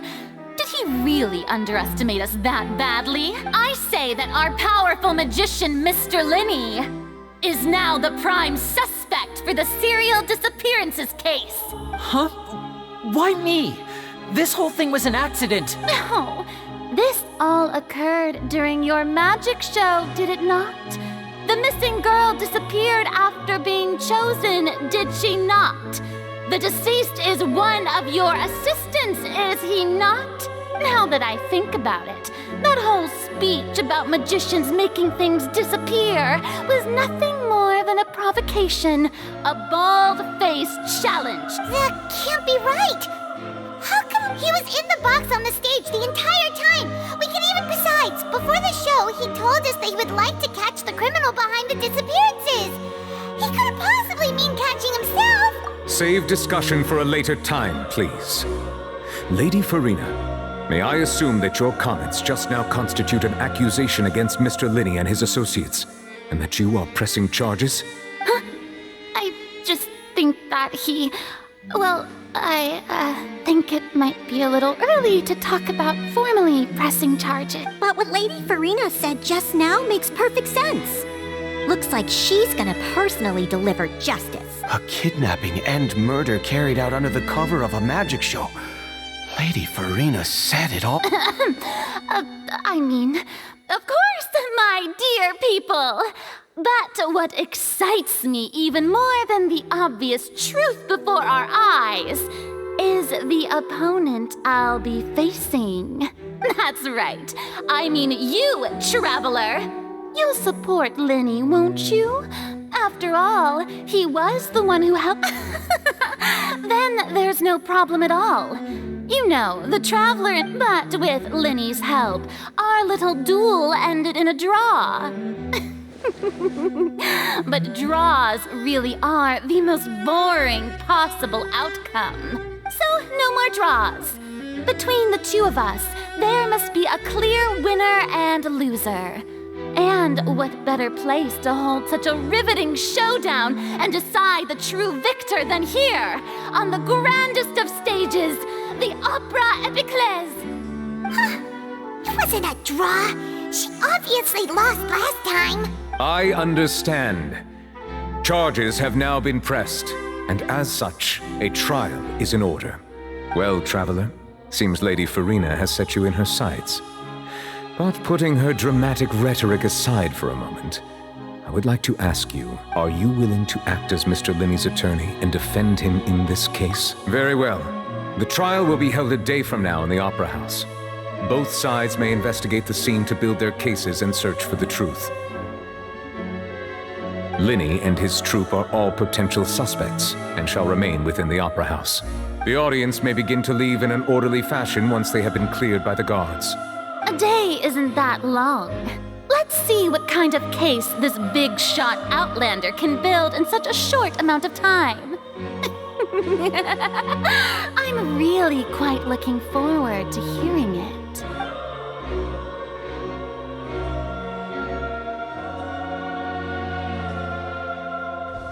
Lyney! Sorry about everything that happened just now. Were you frightened? Of course! Who wouldn't be scared after witnessing an accident like that? Yeah, I'm a little shaken up myself. How could this happen? And poor Cal. I know you already claimed that you would defend me, but now it's just us talking. Tell me, do you think I could possibly be the murderer? I understand. Even I'm not sure what happened, so I can only imagine how difficult it is for you to grasp the situation. I'm sure everyone sees me as the biggest suspect at this point. But if you ask me, the whole thing is mysteries layered upon mysteries, such that all that's left is confusion. I don't know whether what happened there on the stage was purely an accident or not, and I don't know why poor Cal was in the box. As for how that girl chosen from the audience could suddenly disappear, I'm afraid I don't have any answers either. If someone tampered with my performance, then we need to figure out what they did. Even a skilled and knowledgeable magician like myself couldn't pull all that off in just 1 minute. Which is precisely why we need to investigate! As this book says, the impossible could not have happened. Whatever happened must have been that which is possible. Paimon bought them when we were reading at the bookshop in the city earlier. Pretty cool, huh? Don't worry, Paimon used her own savings to buy them. It wasn't from our travel funds. I think they look cute on you, Paimon. You have good taste, Lynette. That's the right attitude. Feeling depressed isn't going to help me now. I need to get back to my normal self. But with the guards watching our every move, it's going to be especially difficult for Lynette and I to prove our own innocence. Good thing you agreed to be our attorneys. Thanks for that. We'll be— Yes, thank you so much. Yeah, just leave it to us. Oh, since we're going to start investigating, Paimon has a question first. Where did Lynette go during the performance? Ah, well, I'm afraid that would involve some of our essential trade secrets as magician. The secrets behind our magic are past saving, Lyney. I suppose you're right. The truth behind our tricks is going to be important evidence that will be weighted during the trial. 'Tis truly a pity. As a magician, our magic show is a work of art. We've poured countless hours and spared no effort in perfecting it. But if revealing our secrets will help you uncover the truth behind what happened, then it will be well worth it. We should go somewhere else if we're going to discuss our magic tricks.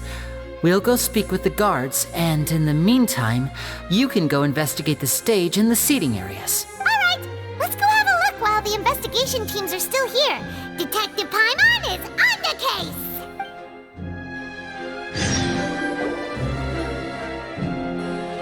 Hello, officer. How's the investigation going? Ah, I see. You must be the traveler that Lady Farina mentioned. Listen, I'll be perfectly honest with you. I'd avoid getting mixed up in this whirlpool of a mess if I were you. Huh? What do you mean? Come with me and you'll see. The deceased is one of Lyney's assistants named Cal. Even though he hadn't joined the troupe long, he was hardworking and everyone generally liked him. The assistants are usually in charge of setting up and inspecting the props, as well as assisting with the show and keeping the crowd engaged. As you probably saw when you were in the audience, the water tank suddenly fell and smashed the box with Cowl inside it. This is the real mystery. We've already searched the scene and were unable to find any traces of the girl. However, if you look carefully, the box was positioned directly under the water tank. The ropes holding the tank were then burned by the pyrotechnics on stage, causing them to snap. All these factors lining up so perfectly makes it hard to see this as a mere accident. If anything, the more logical explanation is that the whole incident was intentionally planned, and Lyney is the most likely person to have access to all these areas. But he doesn't have a motive. Are you both good friends of his? Well, you can't say we're good friends, but we've known don't even... So in just a short time, he was not only able to win your trust, but even convince you to act as his attorneys. I know there's no such thing as magic. The real trick of a magician is holding the audience in the palm of their hand. I've seen a lot of cases, and I can tell you that people are the least reliable kind of evidence. Sorry, I tend to be pretty straightforward. Just know that I'm warning you for your own good. Anyway, you may investigate the scene of the crime yourselves if you're curious. Who knows, maybe you'll be able to come up with some new evidence.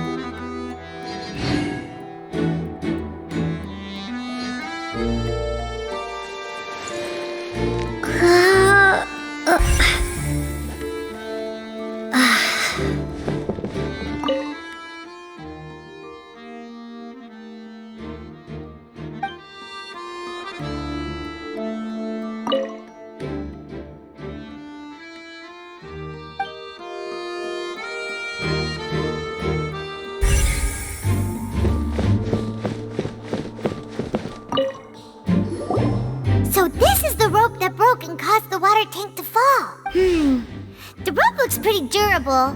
How can it be burned through so quickly by fireworks?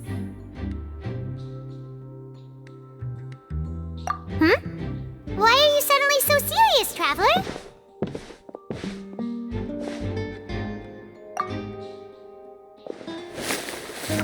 Whoa! Look! This bit is made from different material!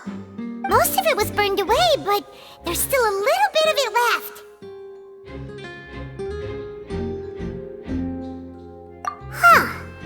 So if a rope meant to hold something was made with that kind of material in it, then that means... Wait! Why don't you write all this down?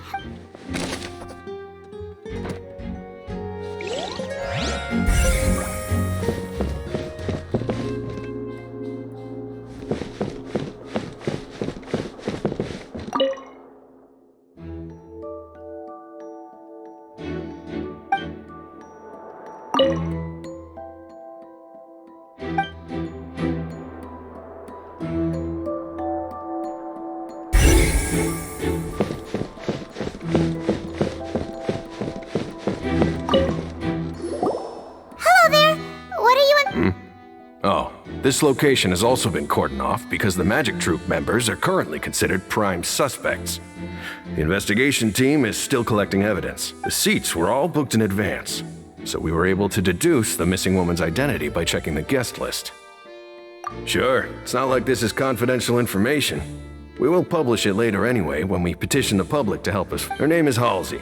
She's a painter from Fontaine who's made a bit of a name for herself. Apparently, she wasn't a regular at the Opera House, but she'd been feeling some pressure with her work lately, which made her decide to come see the magic show. The Magic Troupe members all claim not to know her. We have looked into her social connections. It seems that she has no personal grievances or conflicts of interest with the suspects. Simply put, she wasn't related to the Magic Troupe at all, which matches the features of the previous serial disappearances. Were the victims of previous cases also chosen at random? That's how it seems to us, in any case. Apart from the fact that they were all young women of around the same age range, there really weren't any other connections between them. Okay then. No need to be so formal. If you do happen to see the missing girl, please be sure to contact us. It is of utmost importance that we get to the bottom of these disappearances.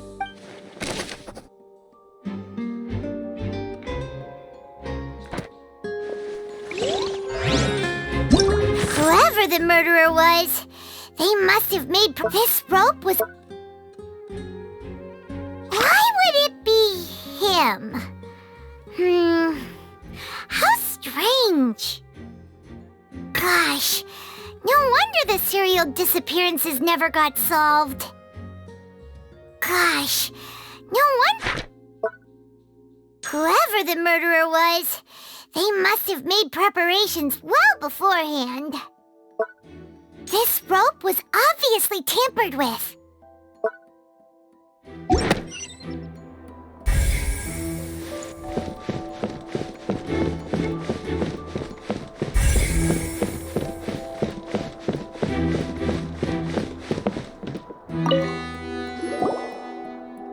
The investigation team has some new findings. Turns out there's an issue with the random number selector after all. See, I told you. What if the machine picked some big guy's seat? You think the murderer would have still made his move then? Sorry to interrupt, but we're helping Lyney and Lynette with their side of the investigation. What were you saying about the number selector? You're trying to help them? Lyney used the machine to pick a random member of the audience during his performance, right? The lucky girl that later disappeared. Well, we thought there might be a serious problem with the machine, so we had it taken away. It turns out that the seat number it picked wasn't random at all. The machine picks that same number every time. I'm sure you already know that you have to make a reservation in advance to get a seat, regardless of whether it's a trial or some performance. In other words, Lyney knew who would be sitting where from the very beginning. That much checks out. Lyney reserved... Let's just see why I was saying it'd be tough to make a case for Lyney. Even though it's...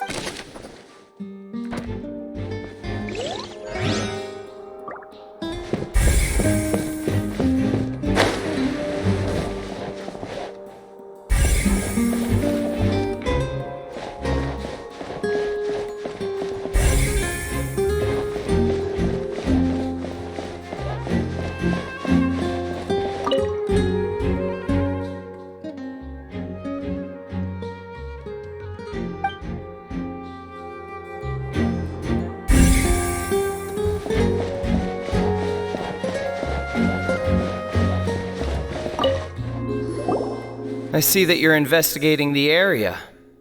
Well, it just so happens that I'm interested too. If you find any new and interesting leads, be sure to share them with... We don't have too many thoughts yet. Then why don't I tell you my hypothesis first? The way I see it. And I'll start it with that loud thud. The thud? Oh, you mean the... Yes, exactly. It wasn't terribly loud. But I suspect that it's just that everyone was awaiting the results of Lyney's trick with bated breath. So no one paid it much mind. But now that the incident has happened... That makes sense. I'm of the opinion that it may have been the sound of Lyney's accomplice. Lynette, perhaps. Jumping atop the water tank or something like that. And when the pyrotechnics went off, she cut the rope, sending the water tank crashing down. Wait, wasn't the noise we heard too loud for that? Perhaps the balance wasn't right, leading to a particularly rough landing.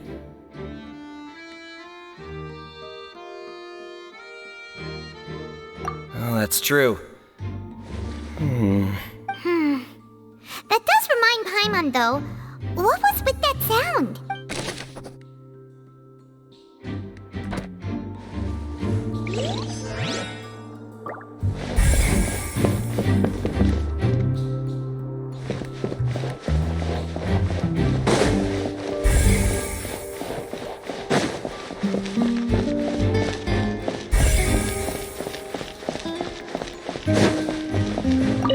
Lyney's still talking to the guards.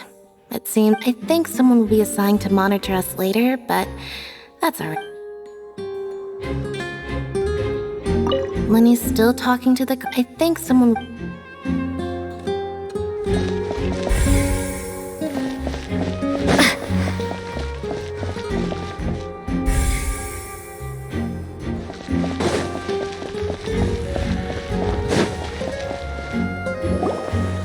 Hey, you! Yes, both of you! Over here! I've been keeping an eye on you for a while now. Huh? You mean us? That's right. If I'm not mistaken, you're also among those who wish to cut down the thorns and pursue the truth. No? And by the looks of it, you're not from Fontaine. Well, you're right on the moor about that one, but who are you? Have you never heard of the Spina di Rosula? From mediating disputes and providing protection to solving conundrums, you name it, Spina di Rosula does it. And I, Navia, have the honor of being its renowned president. Though those who play by our rules call me boss. I'm Silver, her attendant. Pleased to meet you. And I'm Melus. Demoiselle's various daily needs and affairs are under my purview. Huh? Boss? Demoiselle? What gives with the names? Well, I am the second generation president. Melus and the others are still used to my previous title. My apologies, Demoiselle. Should you prefer, boss, I will endeavor to use that instead. No need. You don't have to call me boss. Just Navia. Okay, if you say so. Not that we're members of Spina di Rosula anyway. All merely trifling details. Never mind. Now, back to the situation at hand. That's right. I've always kept an eye on the serial disappearance cases.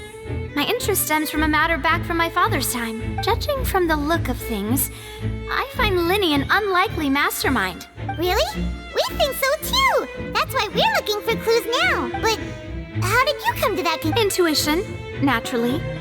My unparalleled intuition. Farina sure was quick to point the finger at Lyney without any decisive evidence whatsoever, wasn't she? But that's not uncommon for her. If you remember, the Justice had to interrupt her and ask if she was pressing charges just to keep her from getting carried away. Anyway, a trial begins the moment someone levels charges. And, of course, there was no way Farina was going to back down in that situation. Sounds more like you just don't trust the Hydro Archon. Well, what's your opinion? I must admit that she can be interesting at times, but liking her doesn't mean that I'll blindly agree with her. All right, I've answered your question. Wait a minute, did that answer count? Well, I say it does. But don't worry, you won't hear any pointless questions. In your opinion, do you think it's right to treat a trial like it's an opera? Well? And why would that be?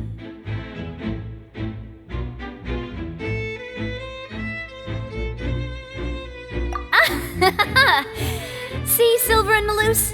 I told you they'd be different. Most astute of you, Demoiselle. I too think that the Traveler's response was most excellent. No matter how wonderful the script or how fervent the audience's expectations may be, the trials that go on stage here must be based in fact. And if that can be done, boss, then... All right, that's quite enough, Melus. Anyway, I like your answer. You pass with flying colors. Now, I need to make some preparations, following which our joint investigation shall commence. You two shall be my assistants. Wait! Since when did we become assistants? Well, I can be the assistant. Sure. Or your companion, if you like. I'm really not that fussy. That's more like it. Far be it from me to brag, but I believe that Demoiselle's intuition will be instrumental in uncovering the truth. You wish to save a friend from false accusations, and we wish to unravel the disappearances. In this sense, our goals are aligned. You have a point. You're quite the talker, aren't you, mister? And what about you over there? What do you think? You seem like you've got something on your mind. I have nothing to add. Oh, all right. We'll be making some preparations first. Just be sure to let us know if they start revealing Lyney's tricks. Thanks!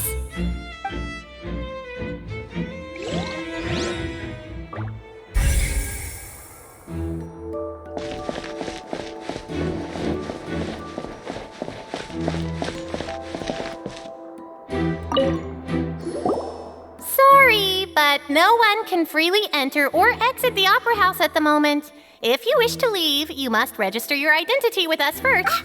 No, we're not leaving. We're representing Lyney and Lynette as attorneys, so we're investigating the case. Were you always guarding this entrance? Yes.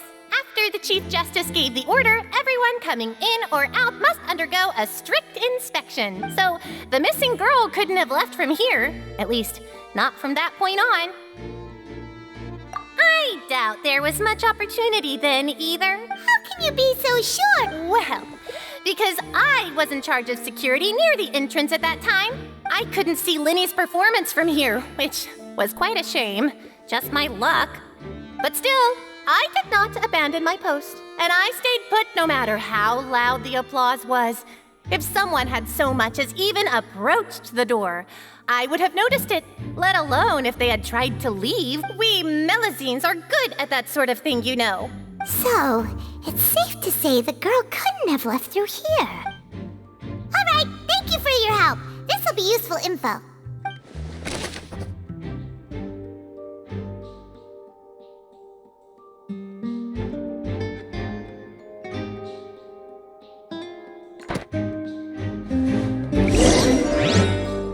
We've checked everything of note here at the performance venue. Paimon wonders how Lyney's discussion with the guards is going. Let's go see, shall we? Ooh, things are getting interesting, huh? We're about to see how magic is made. Understood. Then I will be going with you. Just so you're aware, I will be monitoring your actions and making notes as necessary. Very good. Thanks for being so agreeable. I'd pull a rose out of my hat as a gift for you if I could. You may spare the pleasantries. I'm just doing my job. You've arrived. Who's this? Me? I'm Spina di Rosula's guardian angel. If you've got a problem, I've got the firepower. Sorry, I got a little carried away there. Call me Navia.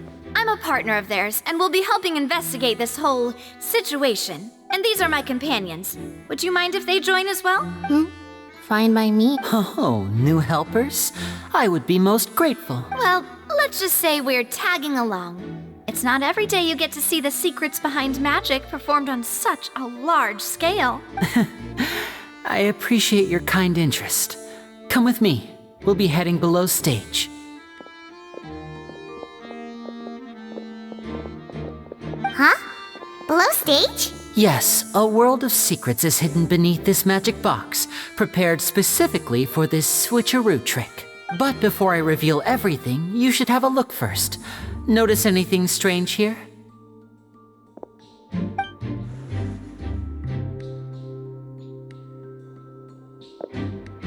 I'm not trying to be dramatic. Remembering the details of a trick will help you understand the methods used to perform it more easily. Huh. Weren't there balloons and other decorations here?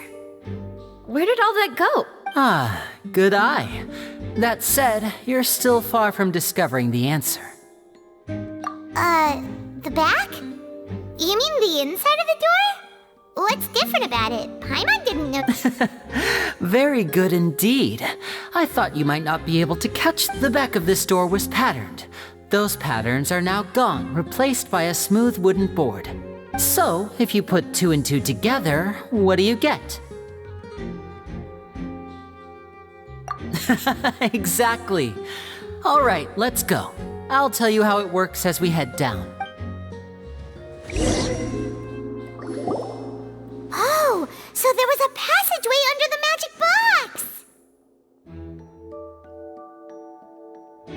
box! I knew you'd figure out most of it as soon as you saw this. The 2 magic boxes are positioned right above the 2 entrances of the tunnel. See this flatbed trolley? The box with the lucky audience member in it would be shuttled over to the other side using the trolley. This trolley can raise and lower and even rotate, ensuring that the box will face in the right direction. I see. So that's the purpose of the box inside another box. Precisely. The inner box would descend after the audience member was put inside and be moved along the trolley, all while the outer box would remain on stage as if nothing had ever changed. So that's how you did it! Once the box was lowered, the trolley would store some energy through this device here, with which it would complete the rest of the steps. The audience member would only be able to feel some slight movements in the dark, and by the time she walked out, she would already be back on stage. Right! You were talking that whole time, and you even came out for a moment near the end. Ah, yes. A phonograph operated by Lynette was used to achieve that effect. My assistant and I had already scripted our conversation beforehand. When the countdown began, I had already gone to the opposite box via a tunnel using that ladder. And what about Lynette? Where was she? I was in the mezzanine space in the back of the box. Oh, interesting. That's how we were able to coordinate Lyney's lines with the assistant. And by the way, I was the one who walked out of the box at the end. I mean, we are twins. All it takes is a change of clothes and no one can tell who's who. And that's my favorite part of this trick. Only Lynette and I can perform it. So that's how it all worked. Wow, every detail you revealed was more amazing than the last. Lynette would briefly walk out of the box and then go back in, jumping into the tunnel and escaping before the box on the trolley could finish ascending. And then I walk out of the other box in the audience area, and the trick would be complete. The operative word here being would. But as you saw, Cal was in the box, not our audience member. She, on the other hand, mysteriously... We really don't know how that happened. If not for that interlude, this would have been an astonishing trick. I probably never would have figured out how you pulled it off. And yet, to think that someone was able to use this magic trick to commit could we have a look around? I think we can come up with some more leads. This is the scene of the crime, so Lyney and Lynette are not permitted to stay here. I'll escort them back up. Yes, of course. No need to be so strict now. I won't disappear into thin air, you know. Thanks, everyone. We're counting on you.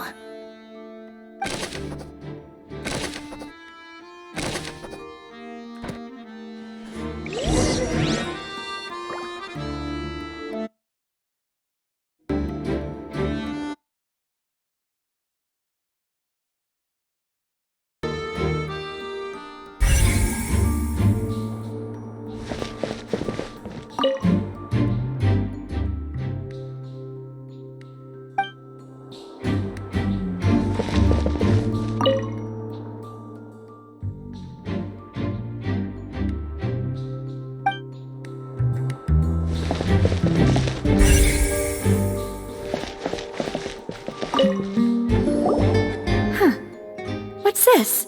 Looks like a hook tied to the end of a rope. Huh? There's all kinds of odds and ends here. Perhaps it was a prop for a different trick. But why would it have been left here? Whatever it is, let's make a...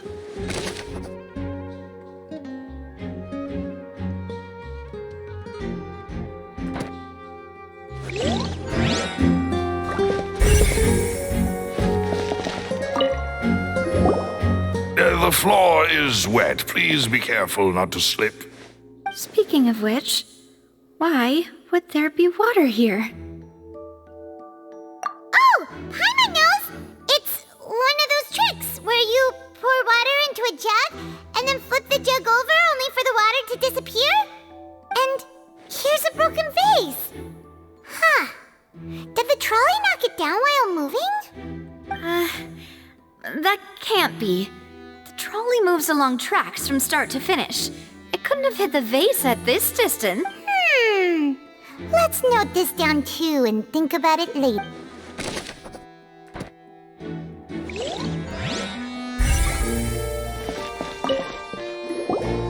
Oh, these are the clothes that the lady chosen from the audience was wearing, right? Her clothes are here, but she's nowhere to be found. Right! And do you really need to do that if you're kidnapping them? Ugh, this is so confusing. Paimon doesn't want to be a detective anymore.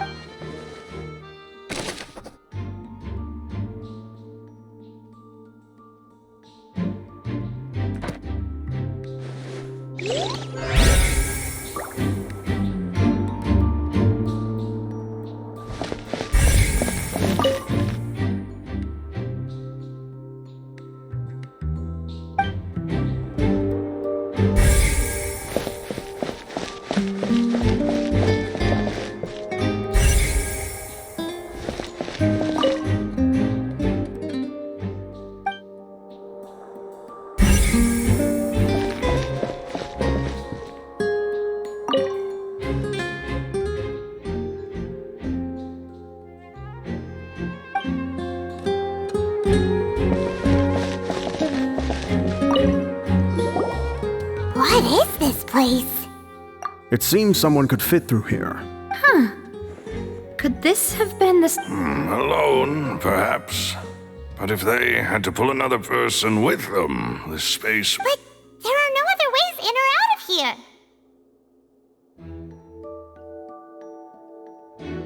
Oh, you're right! Let Paimon write that down.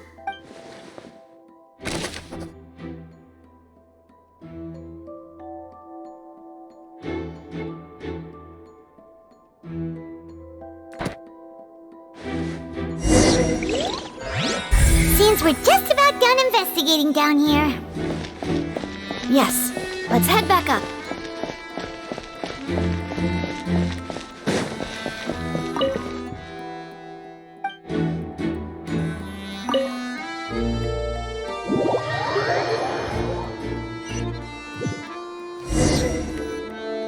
Well, we've ascertained the state of the crime scene. Let's find a place to sort out our findings once Malus returns. Seems to me that there are several things that don't add up here. Apologies for the wait. So, what did the guards say? Did the criminal escape through the vent? They believe the odds of that are very low, since the vent leads to the opera. The guards have checked the area carefully. No one left through the basement during the performance or after the incident, and no one was found hiding there. So the tunnels become like a secret chamber then! You know, like the kind you usually see in novels. The plot thickens. Halsey's disappearance and Cowell's death are both quite inexplicable. No wonder Farina was so confident in her accusation. All the current evidence points toward Lyney and Lynette. In other words, the charges are very likely to be upheld unless we make some considerable... Charges and then trial. So if the charges are... That's right. This is how a trial goes in the Opera House. During the proceedings, the Chief Justice and the Oratrice will hear statements from both sides. That's right.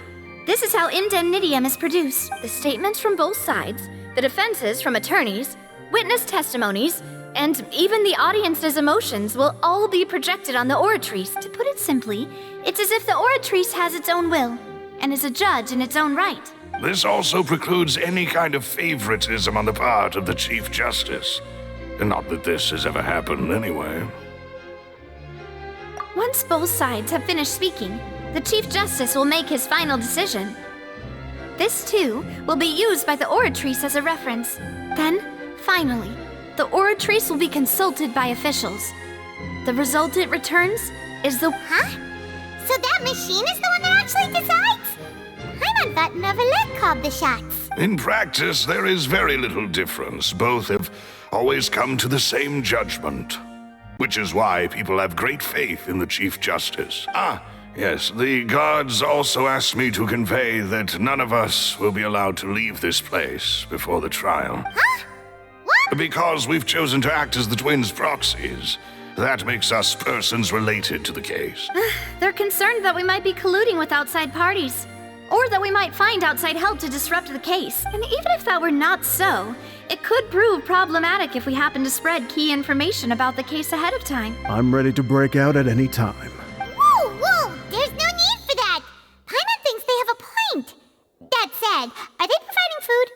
Of course. I just hope you don't mind the lack of options. I'm afraid that catering to all tastes is not in the cards, nor is any guarantee of balanced nutrition. In that case, let's just sort out our findings together here. Pity. I was hoping to take you to try some of Fontaine's famous desserts, too. I mean, what better way to properly think through our findings than over some tea and sweets? Huh. Breaking out suddenly doesn't seem like such a bad idea after all. Just kidding! Just kidding! Paimon will still do her best, even if there are no What do you mean, no snacks? Of course we'll have snacks.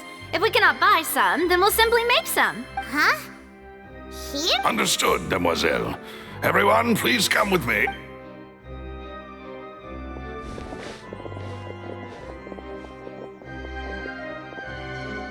Wait, you're carrying a portable stove with you? Yes, I must be prepared to meet the demoiselle's baking needs whenever the fancy strikes. I have eggs, sugar, and almonds at the ready. Good work, you two. Then I'll get to it. Please sit tight for a moment. You'll get to taste my awesome snacks soon enough. These three are quite the interesting group.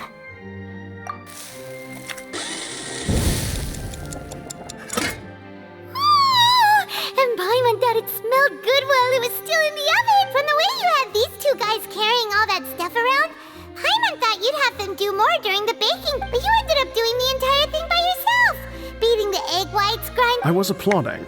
And I was giving encouraging smiles. Paimon was just thinking. Aren't you worried about getting your fancy dress dirty, beating egg whites and baking like that? Well, I don't think it's carved in stone anywhere that fancy ladies can only read books, sip tea, ride horses, and play the piano. I just don't underestimate beating egg whites, by the way.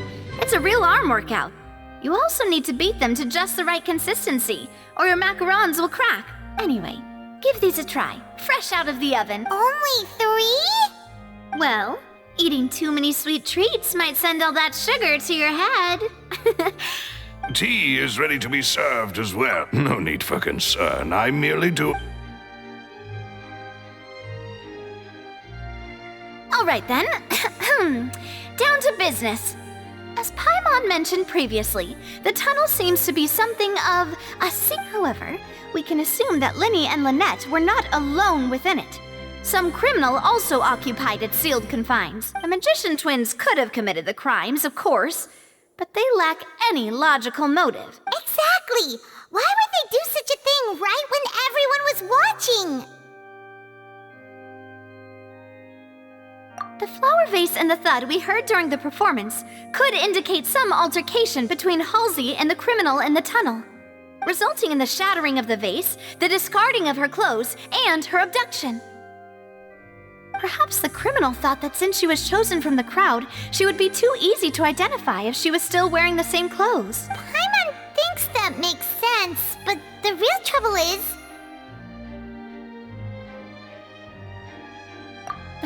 True. None of the clues we found thus far support the existence of this third person, but the only people left to consider are both technically victims, whether it's the missing girl, Halsey, or poor Could Halsey have secretly made modifications to the magic props in order to murder Cowell before making her escape? That's right. And even if she had tampered with the setup, she would need to understand the entire trick to pull it off. Nor does she have any motive.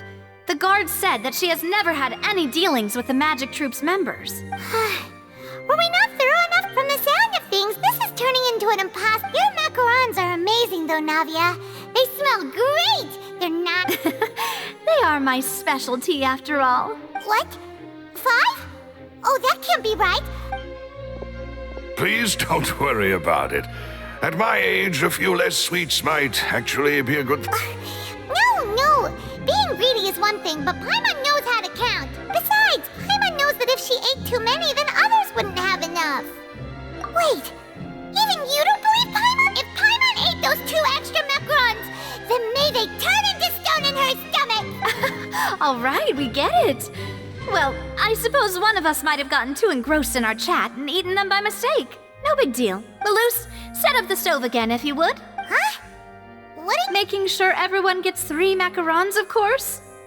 Exactly. We don't want to trouble... As you wish, demoiselle. And I have the egg, sugar, and almond. Well, this...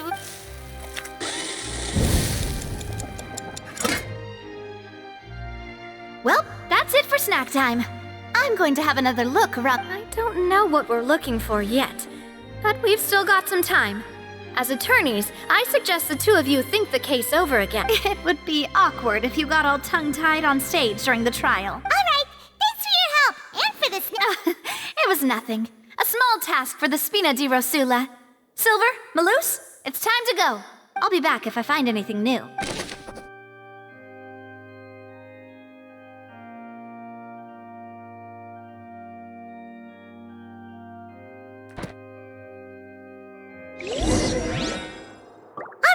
It's time to put our heads together. We've got to get our defense ready for the trial.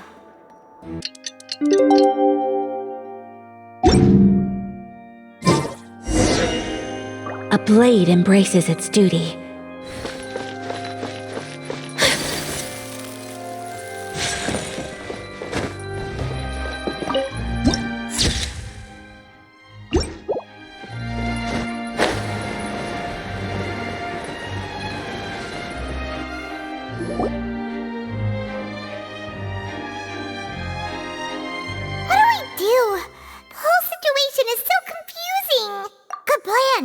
Impossible things things don't just happen.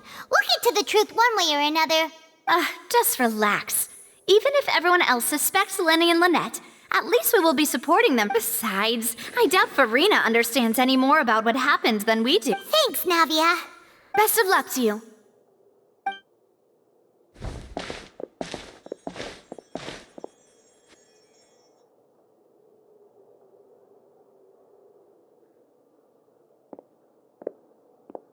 Ah, finally, you're back.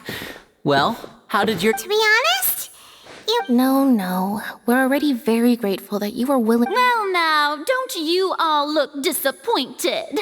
Don't tell me that your investigation came up empty-handed. That was to be expected, of course. The guilty can never produce proof of their innocence, but don't let that stop you. I shall be terribly disappointed should you, my most anticipated foe, concede. Since both parties are present, I declare that the trial regarding the magic show incident is now in session. Firstly, in order for the audience to understand the causes and results of the incident, could we please have Mr. Lyney explain the trick? Yes, of course. I will explain while Lynette demonstrates on stage. All the necessary items have been prepared. Thank you, Mr. Lyney. In that case, I take your statement to be that you ran to and remained hidden within the magic box in the audience stands once the trick began, and thus could not have committed the crime. Is this correct? Yes, that's correct, Your Honor. In that case, I call upon the prosecution. Lady Farina, do you wish to refute his statement in any way? Why, of course I do. Allow me to take the first shot and break this case wide open. Mr. Lyney is clearly lying. There is no way you could have been in the box the whole time if you were to abduct Halsey and murder Cowell. In fact, I'd say you were hardly in that tunnel at all. That is simply your hypothesis based on the presumption that I'm guilty. Oh, is that so? And if I may ask, what did you hear while you were inside your box?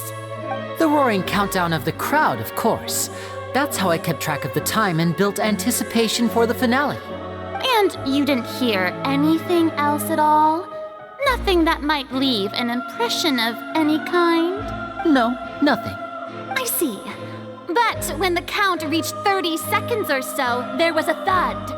One so loud that I believe practically everyone heard it. Huh? Hey, hang on. Something's not right here. Yeah, I'm sure he could have heard a noise that loud from inside the box. I was right by the box and I definitely heard the thud. Look at those scales. Could those mean... Well then, ladies and gentlemen, allow me to use the words of the magician himself. You never know what can happen in the blink of an eye. Indeed, it seems his alibi can also collapse in the blink of an eye. Of course, I have armed myself to do far more than smash your alibi. Confidence cannot go unfounded, and my foundations are rock solid. Tell me, aren't you and Lynette actually from the House of the Hearth? The House of the Hearth? No wonder they did something like this. So the serial disappearances were the Fatsui's doing. Now it all makes sense. I've got a feeling that what happened on stage probably wasn't just an accident. That's irrelevant. Our identities have nothing to do with what happened. Indeed. Then perhaps you could tell us everything that happened during that 1 minute. Your first priority is to prove yourself innocent after all. I'm sure there is little that needs to be kept secret now. Unless your script already has holes in it.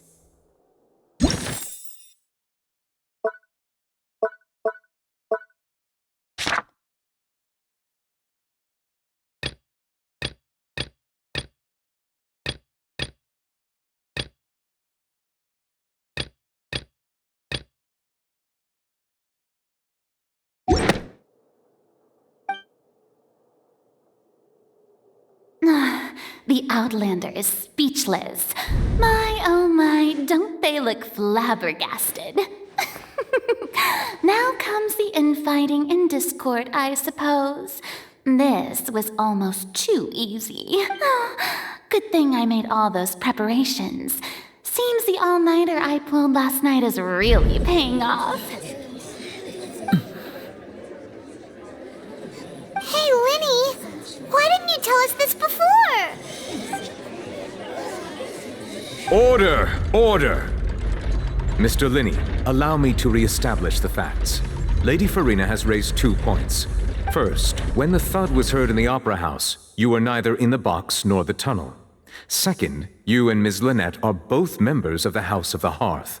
Are these claims true?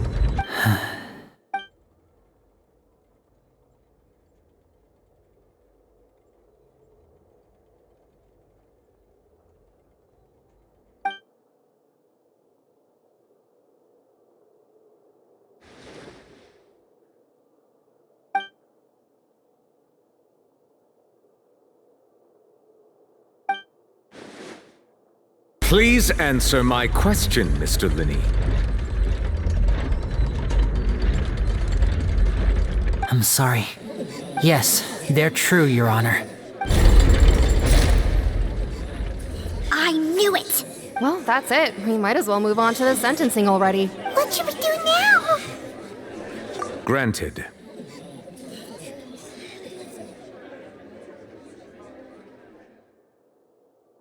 In that case, what is your request?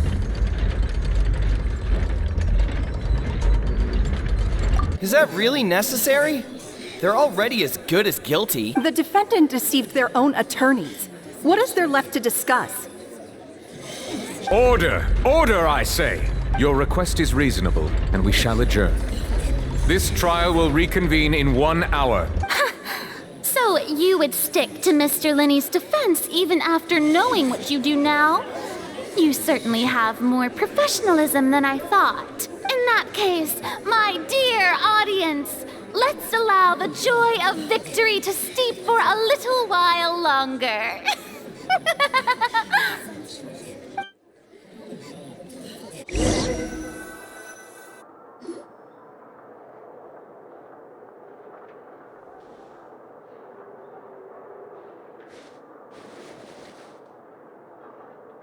Well, this is awkward. I didn't think the Hydro Archon would dig all that up. I'm sorry, Traveler and Paimon. Yeah, sorry. Paimon just knew where to start. We based our entire reasoning on the assumption that you weren't bad guys. Not to set the wrong tone or anything, but Paimon... I'm very sorry. I know you're angry, and reasonably so, but please, let me explain. I know you've clashed with the Fatui several times before. I wouldn't be surprised if just hearing the word is enough to make you upset. But our organization is very, very large, and the Harbingers have very different personalities and goals. Right now, we want to save people. As many as we can. That's right. I'm sure we're on the same page when it comes to this nation and the disaster that its people might face. I knew if it weren't for our respective identities, we could become good friends. That's why I didn't wish to flat out lie to you, but chose to hide some details instead. The truth is very important, but being completely transparent about everything would see us spending more effort than we need to. Right. So, you be the judge. Heck, if I were you, I fear that I'd even struggle to trust me at this point. You met a Fatus who works as a magician, a trickster by trade. All by coincidence, too, but still, I'm asking you to trust me. I am no criminal. Sorry. Please forgive us. Well, you both say that, but... Right. Let's hear your answer first, and no lies now. Of course. I'll answer any question. We've been trying to find out how the Oratrice operates. We want to know why it has a consciousness. Why can it deliver sentences accurately? During our investigations, we learned that the machine's core is beneath it. From that moment on, Lynette and I have been designing this box swap trick with the objective of getting close to the core. Is that why you needed a whole minute? That's right. In truth, the audience would take about 75 seconds to count down from 60, while I would only need 15 to get to the opposite box. So, after jumping into the tunnel, I accessed the Opera House basement via the vent, and went to investigate the room in which the core is stored. That air vent was created during the construction of the tunnel specifically to execute this step. Well, nothing. As soon as I reached that room and was about to investigate, I heard someone's voice, which should have been impossible, of course. I was quite certain that I was the only one in the room. That voice seemed to recognize me and tried to speak to me. I chose to err on the side of caution and retreated the way I came. On the way back, I saw the broken vase and the clothes on the ground, but the countdown was almost finished, so there wasn't time to give it any thought. After that, the homicide occurred just as you saw. Well, that explains why you didn't hear the thud. Because of that prophecy I told you about, of course. We must know all we can about this nation's secrets in order to deal with that prophesized crisis. That's the only way we can save everyone. So, there you have it. The whole truth. I swear, I didn't hide anything from you this time. It was never my wish to proceed under this cloud of mistrust either. But like I said earlier, you can be the judge. If you want to leave because you don't trust the Fatui, there's nothing I can do to stop you. Well, Traveler, you decide. Paimon will follow your lead however you choose.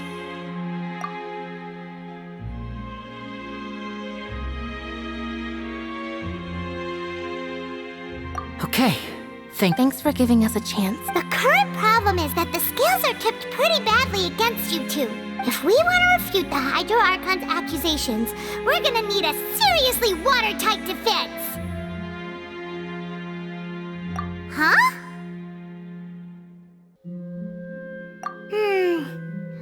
Oh, Paimon thinks she...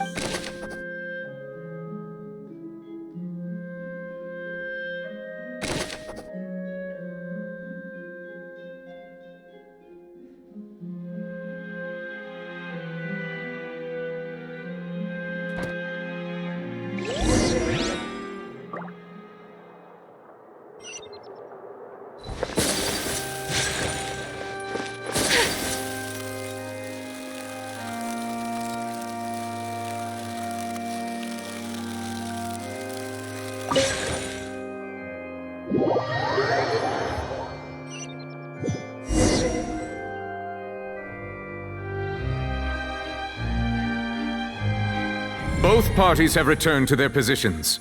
Let us continue the trial. When last we left off, Mr. Lyney acknowledged the new evidence presented by Lady Farina as fact. Therefore, Lady Farina may continue stating her reconstruction of the events. That took long enough.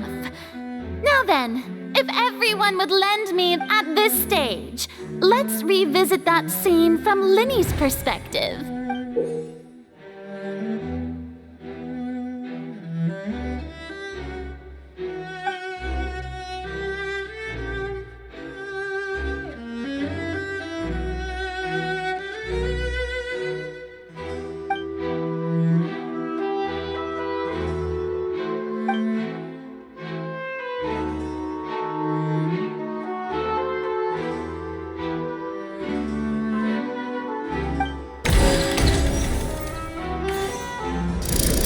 Countdown began, he entered the tunnel.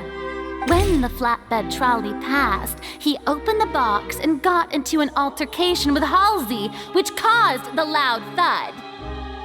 He did not realize that this sound could be heard by everyone in the opera house, which is why he claimed earlier that he could not hear the sound. Finally, he used the vase to knock her out, before making her change clothes to prevent others from recognizing her. At this time, Cowell arrived in the tunnel, having heard that strange noise, and caught Lyney red-handed. So Lyney proceeded to knock him out too before stuffing him into that box. Afterward, Lyney passed the unconscious Halsey to his accomplice through the magic box in the audience stands, before operating the devices such that Cowell's death would be ruled an accident. And there you have it. That's the truth. behind what happened. Does the defendant's side have any objections to Lady Farina's description of the events? The key to refuting Lady Farina is the order of events. What Lyney experienced and what he saw.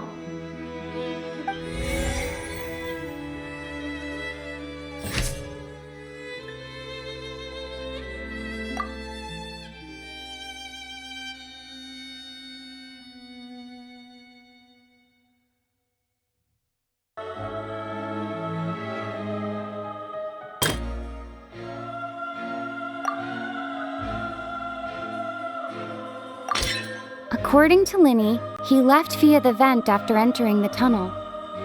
He couldn't have had that altercation with Halsey.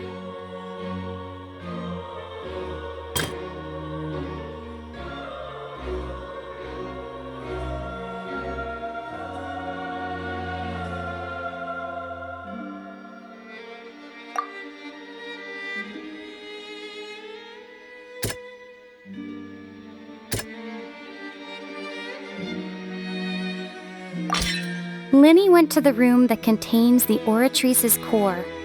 This is the actual truth.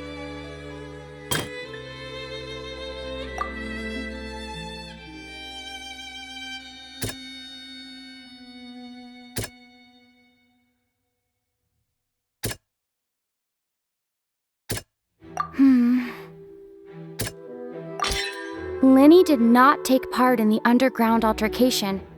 He only witnessed traces of the aftermath. Attention! Ace Detective Paimon has something to say!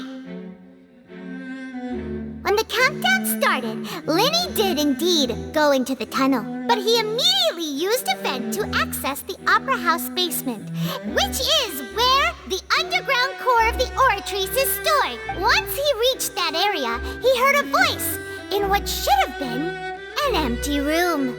Since he felt something was amiss, he returned immediately. The crime scene had already developed by the time he reached the tunnel again, and in order to complete the magic trick, he did not remain there for any length of time. Finally, he reached the surface, and that was when the accident happened from...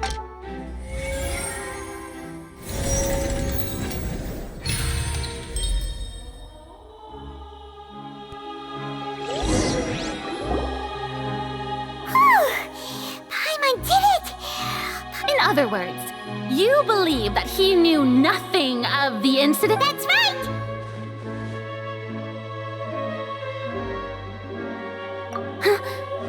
My reasoning?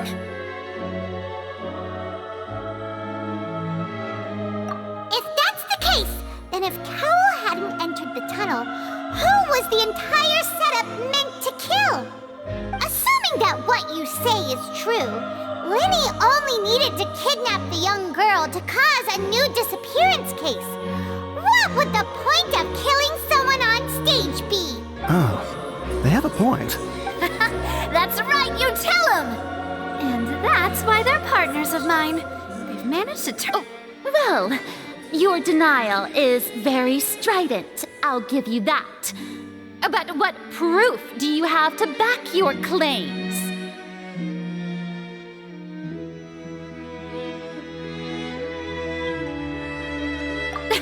Of course I do.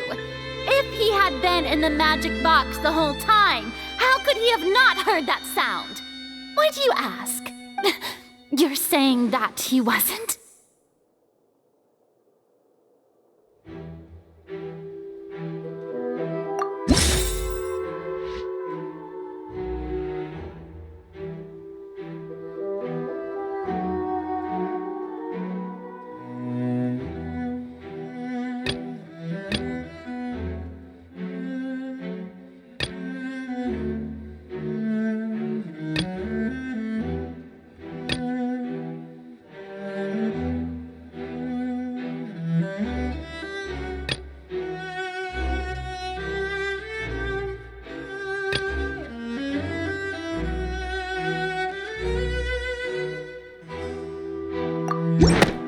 That's right!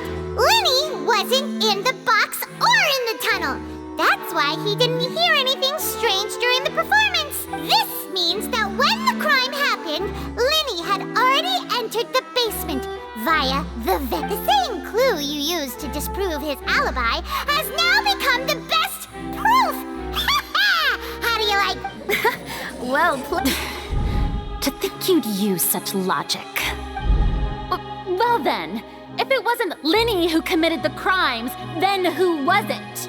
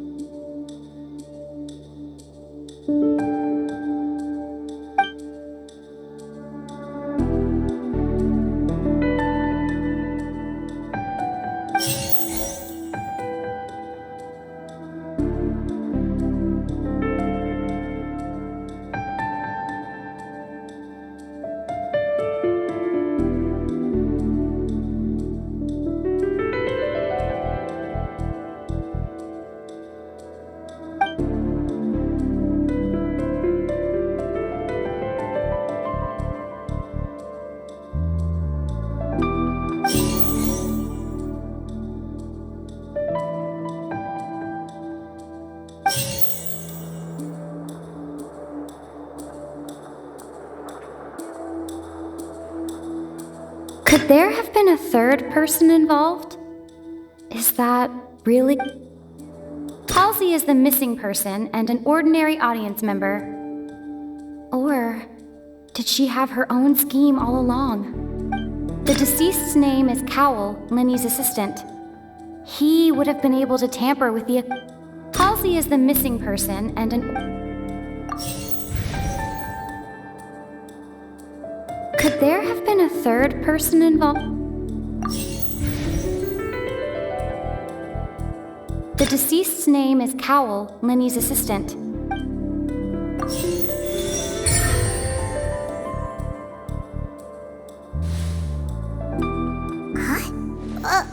That can't be right. The killer was, in fact, Cowell, the deceased! Oh, is that so? How interesting! Let's hear your reasoning then. What I must do next is recreate the truth. What Cowell did, and how he went from would-be perpetrator to victim.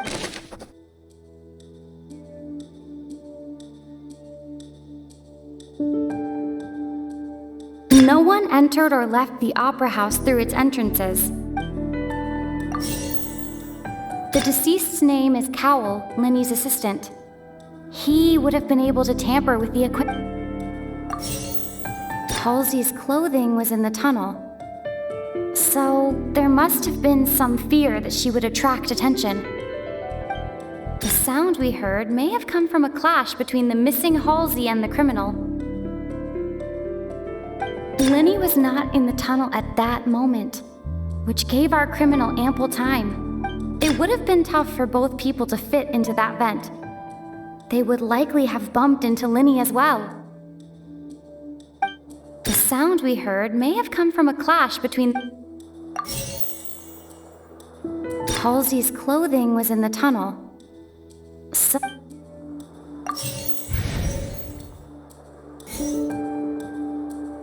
The sound we heard may have come from a clash between the missing Halsey and the criminal. It would have been tough for both people to fit into that vent. They would likely have bumped into Lyney as well. The deceased's name is Cowell, Lyney's assistant. No one entered or left the opera house through its entrance.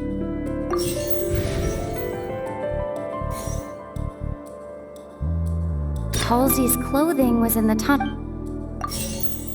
Lyney was not in the tunnel at that moment, which gave... It would have been tough for both people to fit into that vent.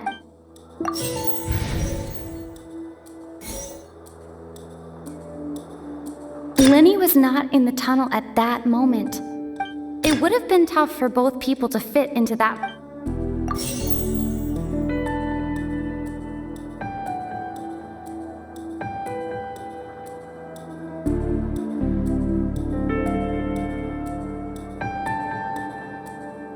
Halsey's clothing was in the tunnel.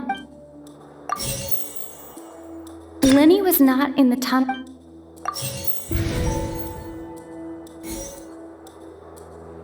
Lyney was not in the tunnel at that.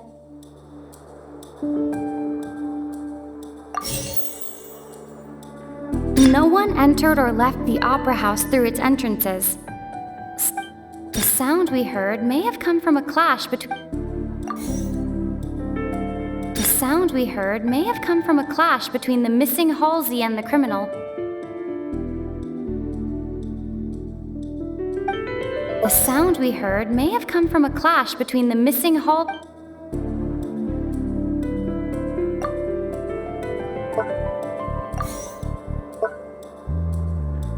The sound we heard may have come from a clash between the missing Halsey and. The sound we heard may have come from a. No one entered or left the The sound we heard may have come from a clash between the missing Halsey and the criminal.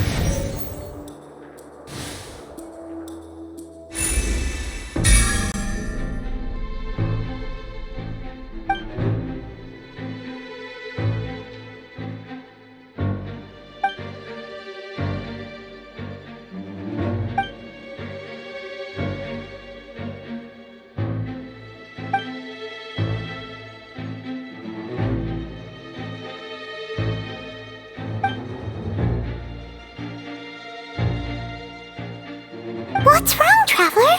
Are you still having trouble figuring things out? I see how it is. So this was all just a bluff. And here I thought you had something to show for it. But it seems you're still far from the... Look, since we're at a dead end, why not consider a different track? Just like the trick as it transpired, the end result must have been utterly different from the magician's initial design. If only we knew how Halsey disappeared. Well, that would be nice, but the tunnel only has 3 exits, and none of them seem very likely. And it's not like this is a magic trick where you can just make a real live person disappear. You know, like you did from that water tank, Lynette.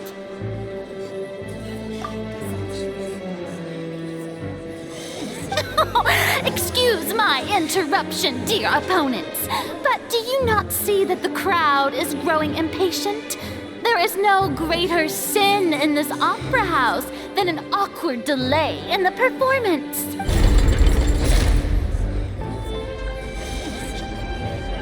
If the defense is unable to make further effective arguments, we will move on to the next stage of the trial. Lyney was not in the tunnel at that moment, which gave our criminal ample time. The sound we heard may have come from a clash between the missing Halsey and the criminal. The deceased's name is Cowell, Lyney's assistant. He would have been able to tamper with the equipment. The vase was not broken by chance. It was used to cover important evidence. The water.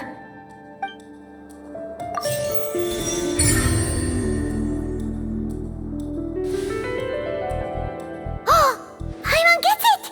It all comes together if Halsey disappeared instead of being kidnapped.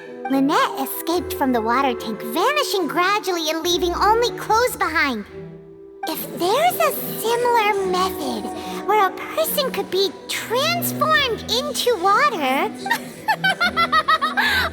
Oh, just a moment, please. I do hope you know how preposterous you sound at the moment. How could a person ever be transformed into water? This is reality we're talking about here, not some magic trick. Must we really? I should think that of anyone. Your friend Lyney already knows this truth very well. Magic tricks are ultimately just illusions and misdirection. But Halsey's disappearance is very real. We're talking about two completely different things. Even so, I trust the Traveler's judgment. The truth must be out there somewhere. Perhaps some new line of reasoning may open if we try to gather all the focal points that don't make sense. Since Cal was the deceased, we haven't placed much attention on him. But given that we aren't making much progress with the case, it wouldn't hurt to have a look at his belongings, would it? People really do come up with all sorts of harebrained schemes when at the end of their rope. The way I see it, your suggestion that we broaden the scope of our investigation is nothing but a tactic for stalling the trial. Nevertheless, I believe that this is a reasonable request on the part of an attorney. Since the trial does indeed appear to be at an impasse, I believe that additional evidence may help us make more progress. Guards, please step into the lounge and examine the personal effects of the deceased Cowell. We are still examining the items, but we have already made critical progress that we feel must be shared with everyone post-haste. We discovered several test tubes of fluid within Cowell's baggage, each labeled separately. The notebook in his backpack claims that these fluids are... water from the primordial sea. The primordial sea? The note's contents also indicate that Cowell belonged to an organization that sells illegal drugs and that he had an accomplice. The notebook has many entries concerning safe usage of these fluids, in which the keyword dissolve appears many times. One of these tubes was labeled Opera Epiclese, along with yesterday's date.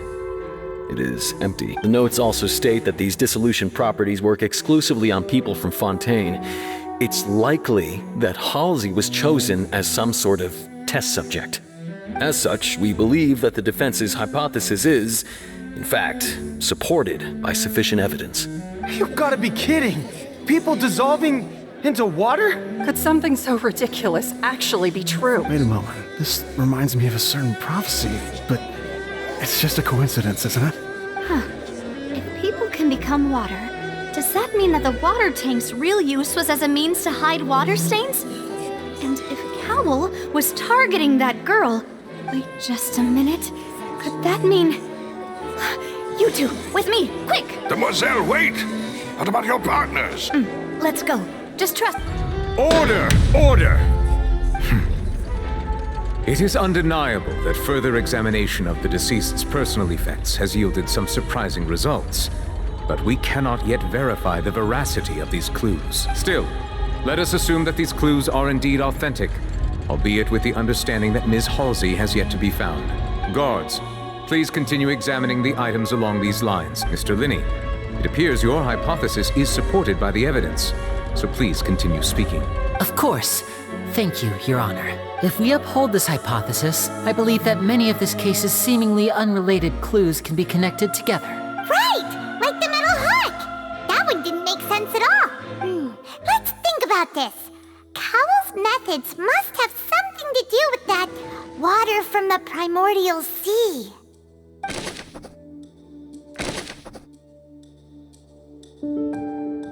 The rope that strung the water tank up was lit by the fireworks and cut. As such, the focus here is on the water and not the tank. The deceased's name is Cowell, Lyney's assistant. He would have been able to tamper with the equipment. Now it seems like the hook rope was not meant for another magic trick, but was instead some form of triggering mechanism. The water from the primordial sea should already have been prepped before Halsey entered the magic box. Lynette was in the magic box on stage the entire time. Did she have something to do with this? I remember there was something else within the inner layer of that box.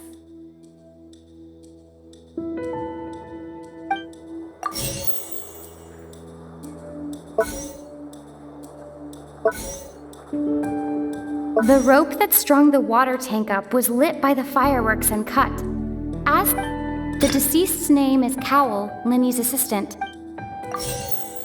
I remember there was something else within the inner layer of that box. I remember there was something else within...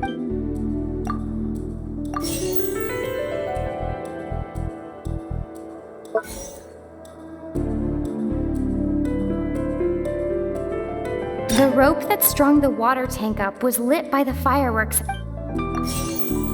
The rope that strung the water... The water from the primordial sea...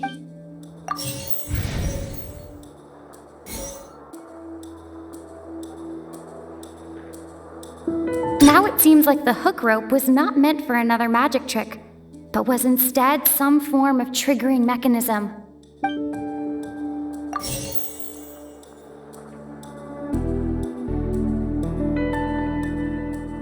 Lynette was in the magic box on stage the entire time. Did she have something to do with this? I remember there was something else.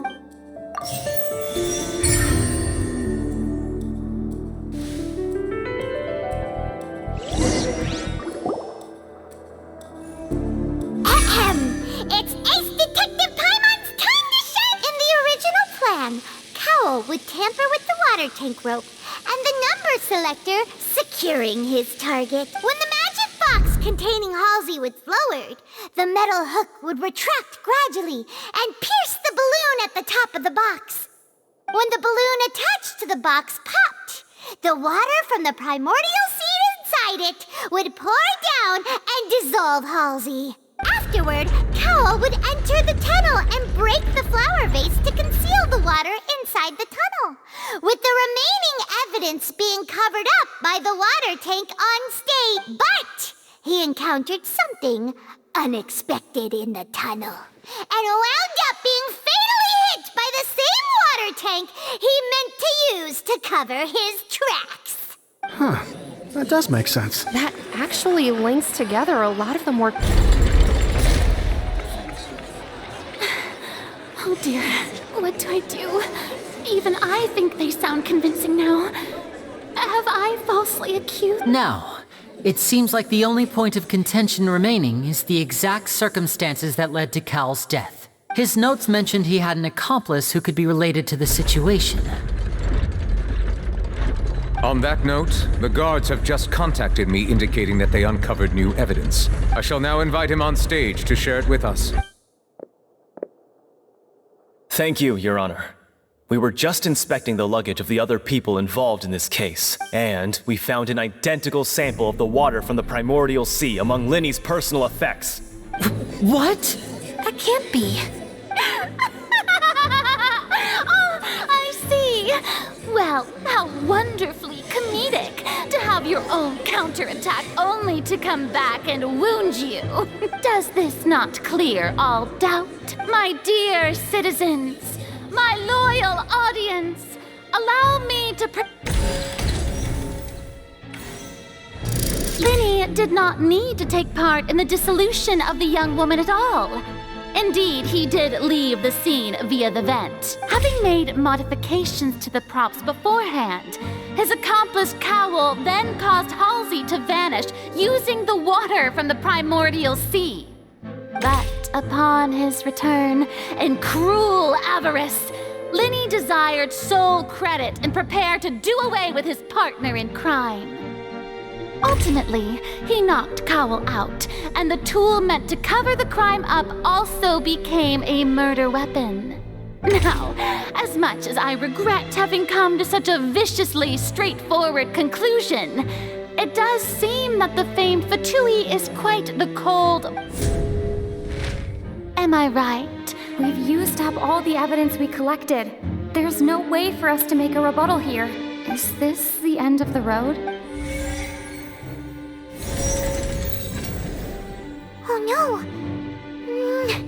Paimon can't think of anything either. Seems using the water as new evidence was too good a move. Oh, why did this have to happen? I think we've all seen enough now. And we have I believe this is indeed the finale! Now then, my good, noble Chief Justice, should we not, in your view, excuse me, everyone, but I must interject! Miss, I must ask you not to shout and to respect the ongoing legal proceedings. Oh, come on. Don't be hasty. I have a good reason for interrupting, you know. Now, would anyone here like to take a little break from all this debate and see a little magic? I'll show you an amazing trick. One that can bring a young woman who has disappeared back in the flesh, right before your very eyes. Please, do the honors, Mr. Lyney, if you would be so kind. What in the world is she saying? No offense, miss, but miracles like that are beyond my scope as a magician. Come on now, don't be silly. Magic is all about misdirection, isn't it? It often conceals the truth while presenting a fascinating illusion. But once everyone believes the illusion, can't magic reveal the truth to them once again? And wouldn't such a trick be the most marvelous finale to today's performance? Come on, Lyney and Lynette, give it another go. Don't worry, Spina di Rasula has made the necessary arrangements on your behalf. But as the magic makers and stars of the show, I think I should leave the final performance to you. I understand.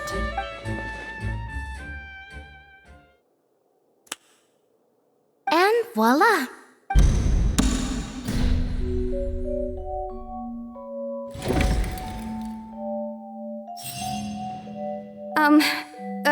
Sorry for the interruption. Wait, isn't that Halsey? So, the whole thing about people dissolving... To be clear, I'm only here because this person told me that if I testified, the merit of doing so would lessen my sentence. I was hiding outside this room listening to the proceedings because I was afraid that I would be the one put on trial.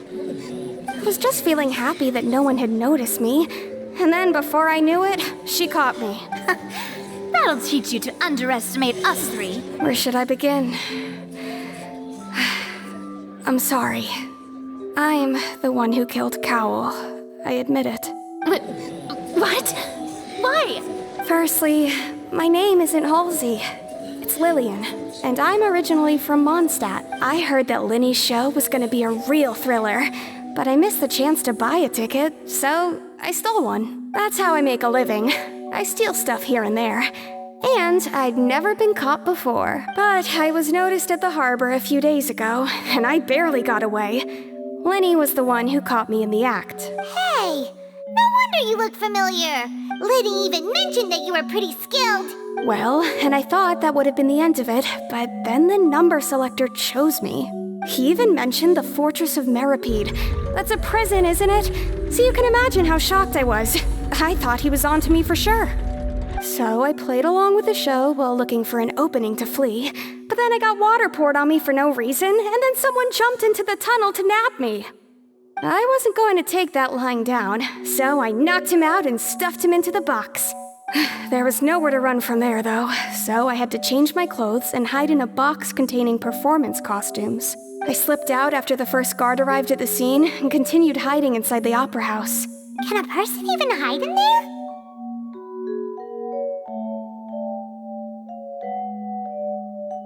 But I swear I didn't know that the water tank would fall down. Really, I swear it. Had I known that, I wouldn't have put him in the magic box. I may be a thief, but I'm no killer. Well, that makes everything pretty clear now, doesn't it? This time, we need to tell the entire story from Lillian's perspective.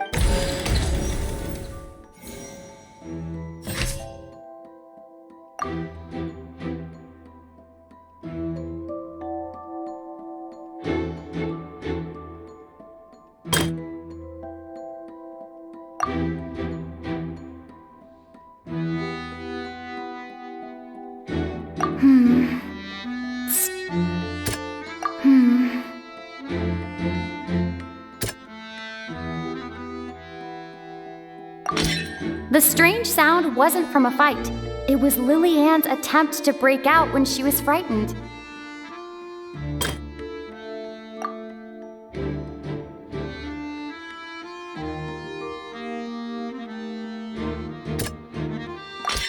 The flower vase was not broken to cover anything up, but was smashed during the struggle between Lily-Ann and Cowl.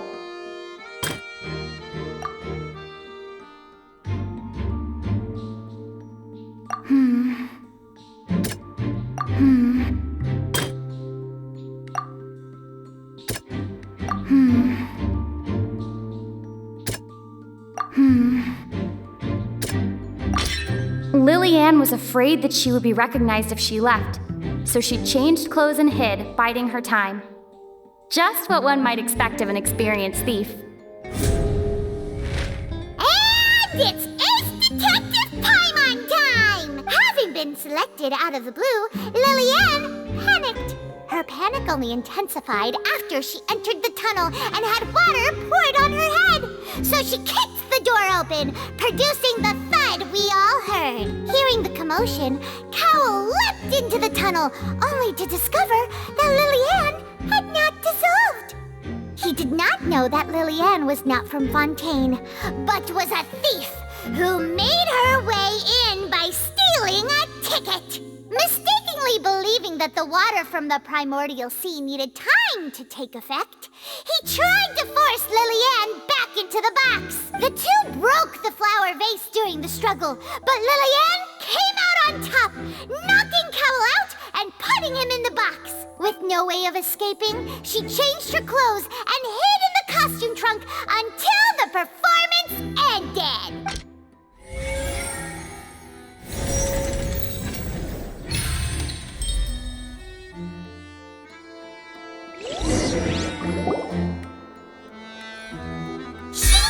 That she would have to go through guard inspection if she tried to leave afterward. So, she has been trapped in the Opera House these last 2 days. She had already become desperately hungry by the time we were chatting over macarons. So, she swiped 2 of them right under our noses.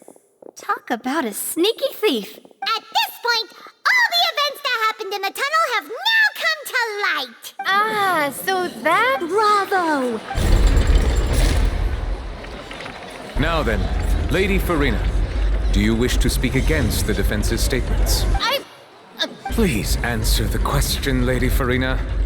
Also, if I may add, the trial has not yet ended. As such, I request that the prosecution not leave the room before the proceedings have concluded. What, are you reading my mind now? No, I have no further arguments. I admit defeat. But really, could you at least have left me with some dignity? Wow, look at that! If there are no objections, then as the Chief Justice of Fontaine, I shall once again repeat the full sequence of events. The actual perpetrator of the serial disappearances, Cowl, selected his next victim from the audience reservation list. With some modifications to the selector, he could ensure that the pre-selected young woman would be chosen. To cover up any evidence while committing the deed, Cowl thought of allowing the water tank to fall, which would conceal the water left behind after the young woman was dissolved. He also tampered with the rope suspending the water tank, using the fireworks at the end of the performance to cause the tank to drop and hide the watermarks. He poured the water from the primordial sea into a balloon during the preparation of the magic box and stuck it to the box's lid. Finally, he passed the prepared hook on a rope through the gap in the magic box's door when bringing the young woman to said box. When the magic trick officially began, the box containing the woman was lowered into the tunnel, tightening the hook rope and bursting the balloon containing the water. If all had gone to plan, the young woman would be dissolved at this time. However, Lily-Ann was not from Fontaine and thus fled the box with a loud noise. Realizing that there was trouble, Cowl entered the tunnel and met Lily-Ann. Thinking that the waters had not yet taken effect, he decided to proceed. However, his opponent was more capable than he thought, and he was overcome, knocked unconscious, and placed into the magic box, and thus became his own final victim. Lillian, according to her own statements, then changed clothes and hid until the performance ended, before hiding in other parts of the opera house. As for Lyney, he was in the underground structures within the opera house, and was thus ignorant of these happenings. From this reconstruction of events, we can conclude that Lyney, the accused, is in fact innocent. While there is much in Lyney and Lillian's conduct that should still be investigated separately, this case, at least, can be handed over to the Oratrice to make the final decision.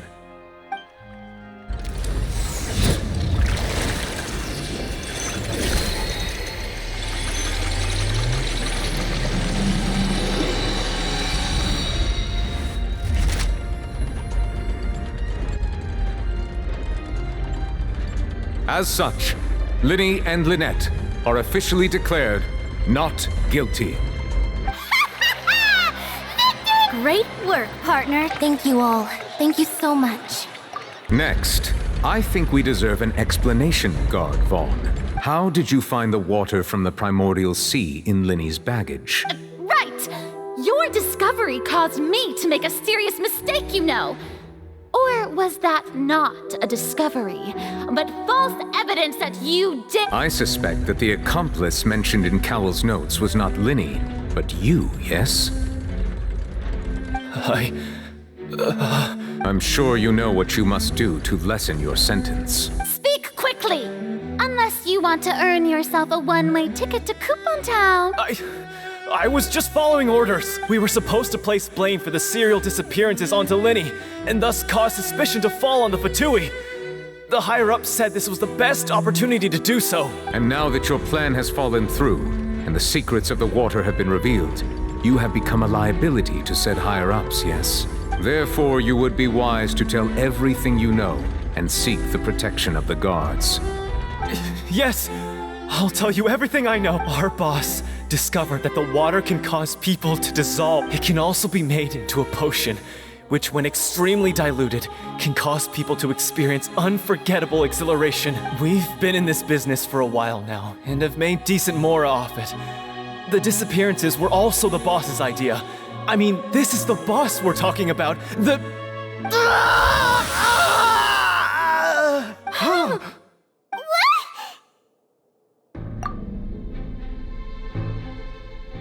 And now he can no longer talk. Such ruthlessness.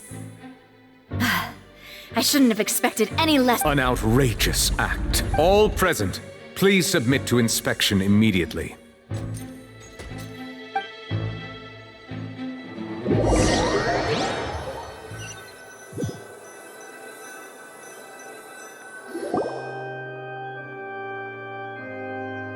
So, we're just going back now? That's... Traveler, Paimon! Please wait. Lyney... I know you may not want to speak to me right now. Maybe you don't even want to look at me, but still. Let me thank you again for defending me to the end. Even after you learned that I'm a member of the Fatui, I guess. But regardless, I'd like the opportunity to set things straight. I didn't approach you with any ulterior motives or ill intent. I've spoken to you as myself, just plain Lyney. That as for why I'm a Fatus, it's because the goals of the House of the Hearth align with those of an orphan like me. That's all. That was how Father, who you might know as the Knave, approached recruiting us back then too. The Knave? The one who controls the House of the Hearth? She's your father? That's right. And since we're here, I was wondering, would you mind hearing a story?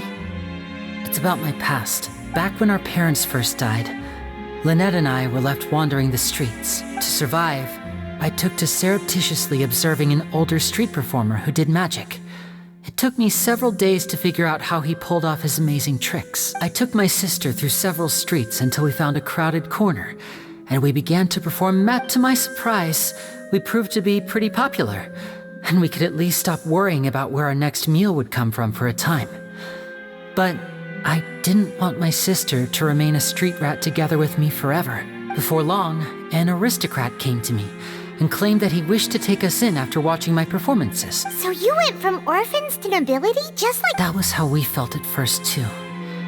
As if fate was on our side and we could say goodbye to those painful days. But I gradually discovered that while we were called foster children, he was really after my talent for magic tricks. He would constantly take me to all sorts of banquets to garner attention, which he would then use to expand his social circles. That doesn't seem too bad either. Better than roaming the streets at any rate. It took a while for me to realize just how dark his heart really was. After one particular performance at a banquet, I discovered that Lynette was not on the same return vehicle as me. I waited a long time after we returned home, but she did not come back. I went to that noble's bedroom and asked him about her whereabouts. The answer he gave me was, she caught the eye of the most eminent person at the banquet, so I sent her over as a gift. I mean, you'll be able to perform your magic regardless of who your assistant is, yes? Oh no. So he was gonna... But wouldn't Fontaine's laws deal with such people? As far as outsiders are concerned, this is a relationship akin to adoption or foster care, and they have their ways of escaping the eye of the law. I managed to ferret out the location of the mansion of that so-called eminent person and hurried through the night. But by the time I leaped over the walls, avoided the guards, and made my way in, all I saw was the moonlit ground covered in blood, and the knave standing there in the darkness. So, she'd already taken care of that guy. That's right. She had rescued my sister before she could come to any harm, and had even discovered several girls hidden in a basement, all of them orphans. Father, the knave, might have seen something in me, and so she made me an offer. The House of the Hearth welcomes you, for your interests align with ours. Here, none will ever betray you. Indeed, betrayal shall never be permitted here. I was hesitant to trust her. I had just been betrayed by nobles, but she was also quick to destroy the noble who had taken us in at first, giving us back our freedom. Oh, so that's how the two of you joined the House of the Hearth. She has her own plans. She has gained permission from the Tsaritsa to first use the Gnosis' power once she obtains it. She plans to use it to find a way to break the prophecy and save Fontaine. So, she believes in that prophecy too? That's right. The whole House of the Hearth is currently working to combat that crisis. Today's case has also proven that people from Fontaine can indeed dissolve into some sort of water, thus further supporting the prophecy. Everyone at Hotel Bouffe d'été, including the knave, has their roots in Fontaine. And we will always defend our homeland. To us orphans, the only connection we have left to this world, apart from our family, is our homeland. So, from small deeds like distributing magic pockets to huge schemes like stealing a Gnosis, everything is aimed at dealing with that prophecy. It's all right. I understand. The only thing I can do is relate all this to you.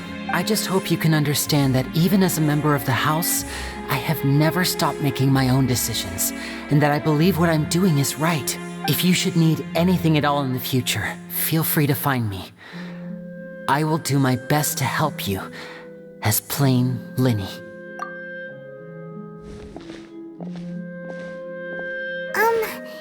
Bye, Lyney!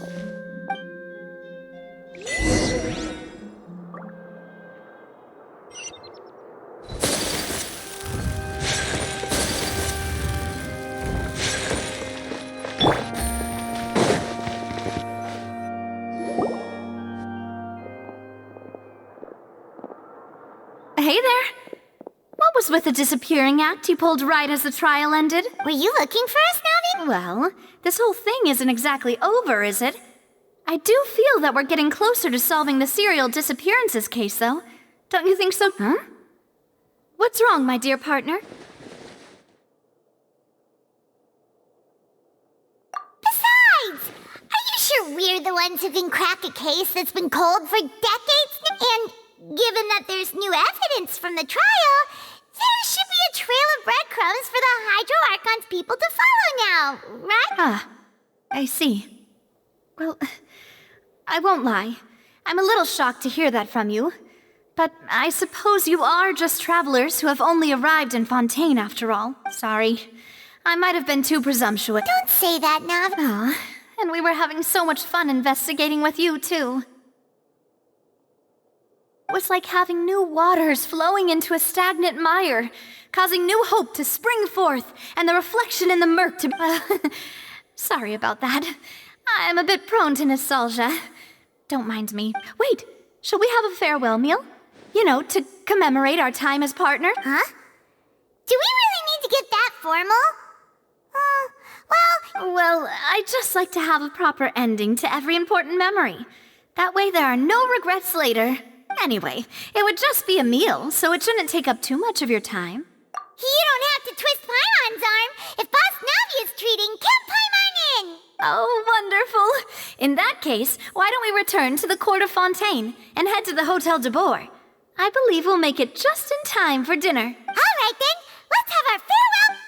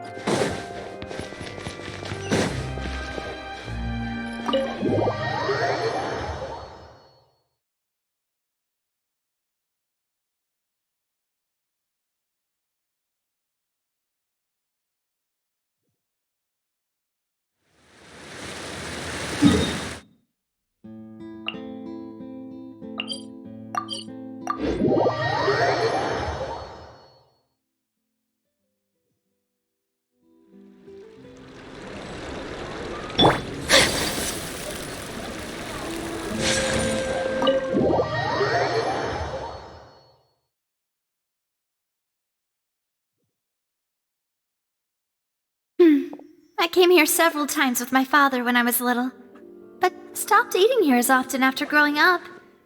I hope the food here will be to your taste. Oh, don't worry. We haven't eaten at a hotel like this in a while. Paimon's getting excited already. In that case, I'll go order for us first. Please wait here a moment. Ooh, everything looks so good. People in Fontaine sure know how to enjoy life. Why, of course. Go ahead, try whatever you like. If the food's good, I'll make a group reservation for the rest of Spina di Rosula next time. And if it's not? Well, then I'll still bring everyone. Albeit with only one dish per table. You, sure have your own way of doing things. Oh, we called this a farewell meal, but we could also treat it like a victory feast, right?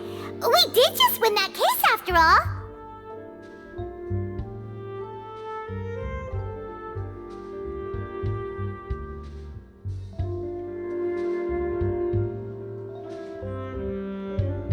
Oh, true. Very true. In that case, boss, we'll have another 2 dishes. Huh? Paimon didn't mean that you had to order even more.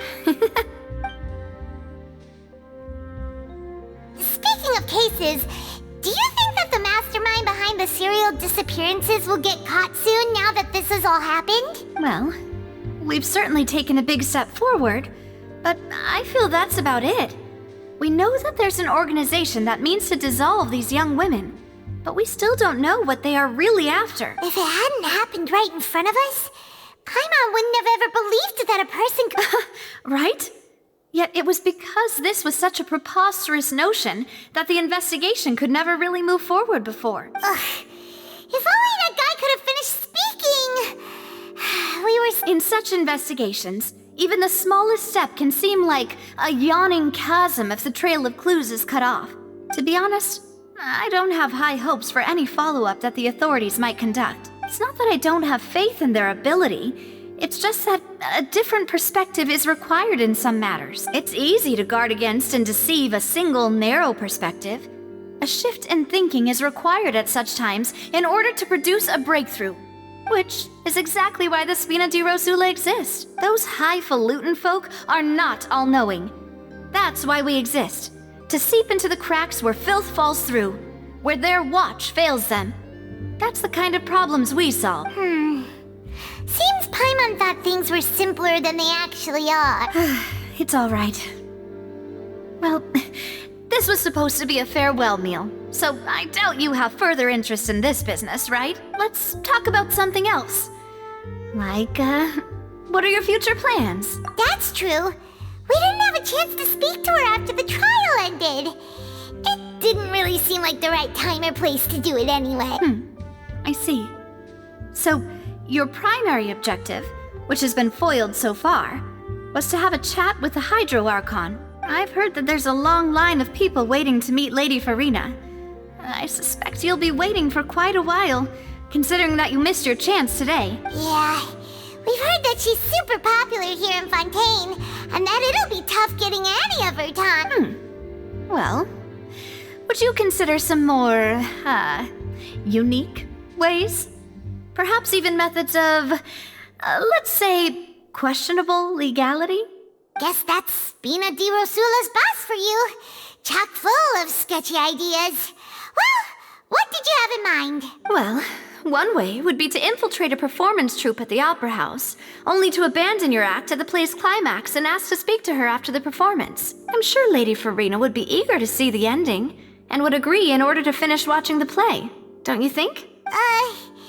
Could you suggest something a little more practical? This plan seems pretty hard to pull off. We'd have to go learn how to act, and acting's really hard. All right, here's another. Find a way to conceal yourselves under her bed. Then wake her up in the dead of night and demand answers. Don't let her go back to sleep until she answers all your questions. I can personally testify that this one works. When I'm sleepy, I'll do anything as long as I can finally get some sleep. That might work, but that's not really the problem. The problem is we don't want to get ourselves arrested. Valid point. I overlooked that part. I was just thinking about leveraging a person's desire for sleep. All right, no more joking around. Perhaps you could... I don't know. Cut the line when she's on a break. You did defeat her in court, clearing citizens of hers from false accusations. False accusations she had nearly upheld personally. I imagine that she feels quite ashamed about the whole thing. You mean that if we catch her while she's on a break, she might be too embarrassed to refuse? Oh, why don't we give it a try after this meal? You know, strike while the iron is hot. Paimon, did you drink my Fanta? Was this your drink? Sorry about that. Paimon wasn't really paying attention and the cup was right next to Paimon. Would you like to order another? No, it's fine. We're just about done. All right. Honestly, Paimon wouldn't recommend Fanta anyway. It tastes kind of salty and icky. Is that so? Well, in that case, we'll have to blacklist the Fanta here then. If we're all finished eating, then I'll go pay. Yeah, we're stuffed.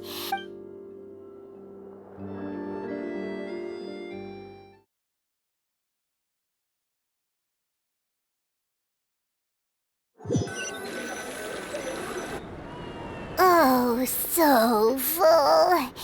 Paimon can barely float anymore. Nah, that would be so... No. Okay.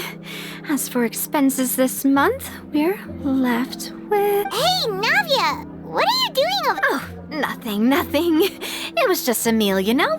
Nothing the Spina di Rosula can't cover.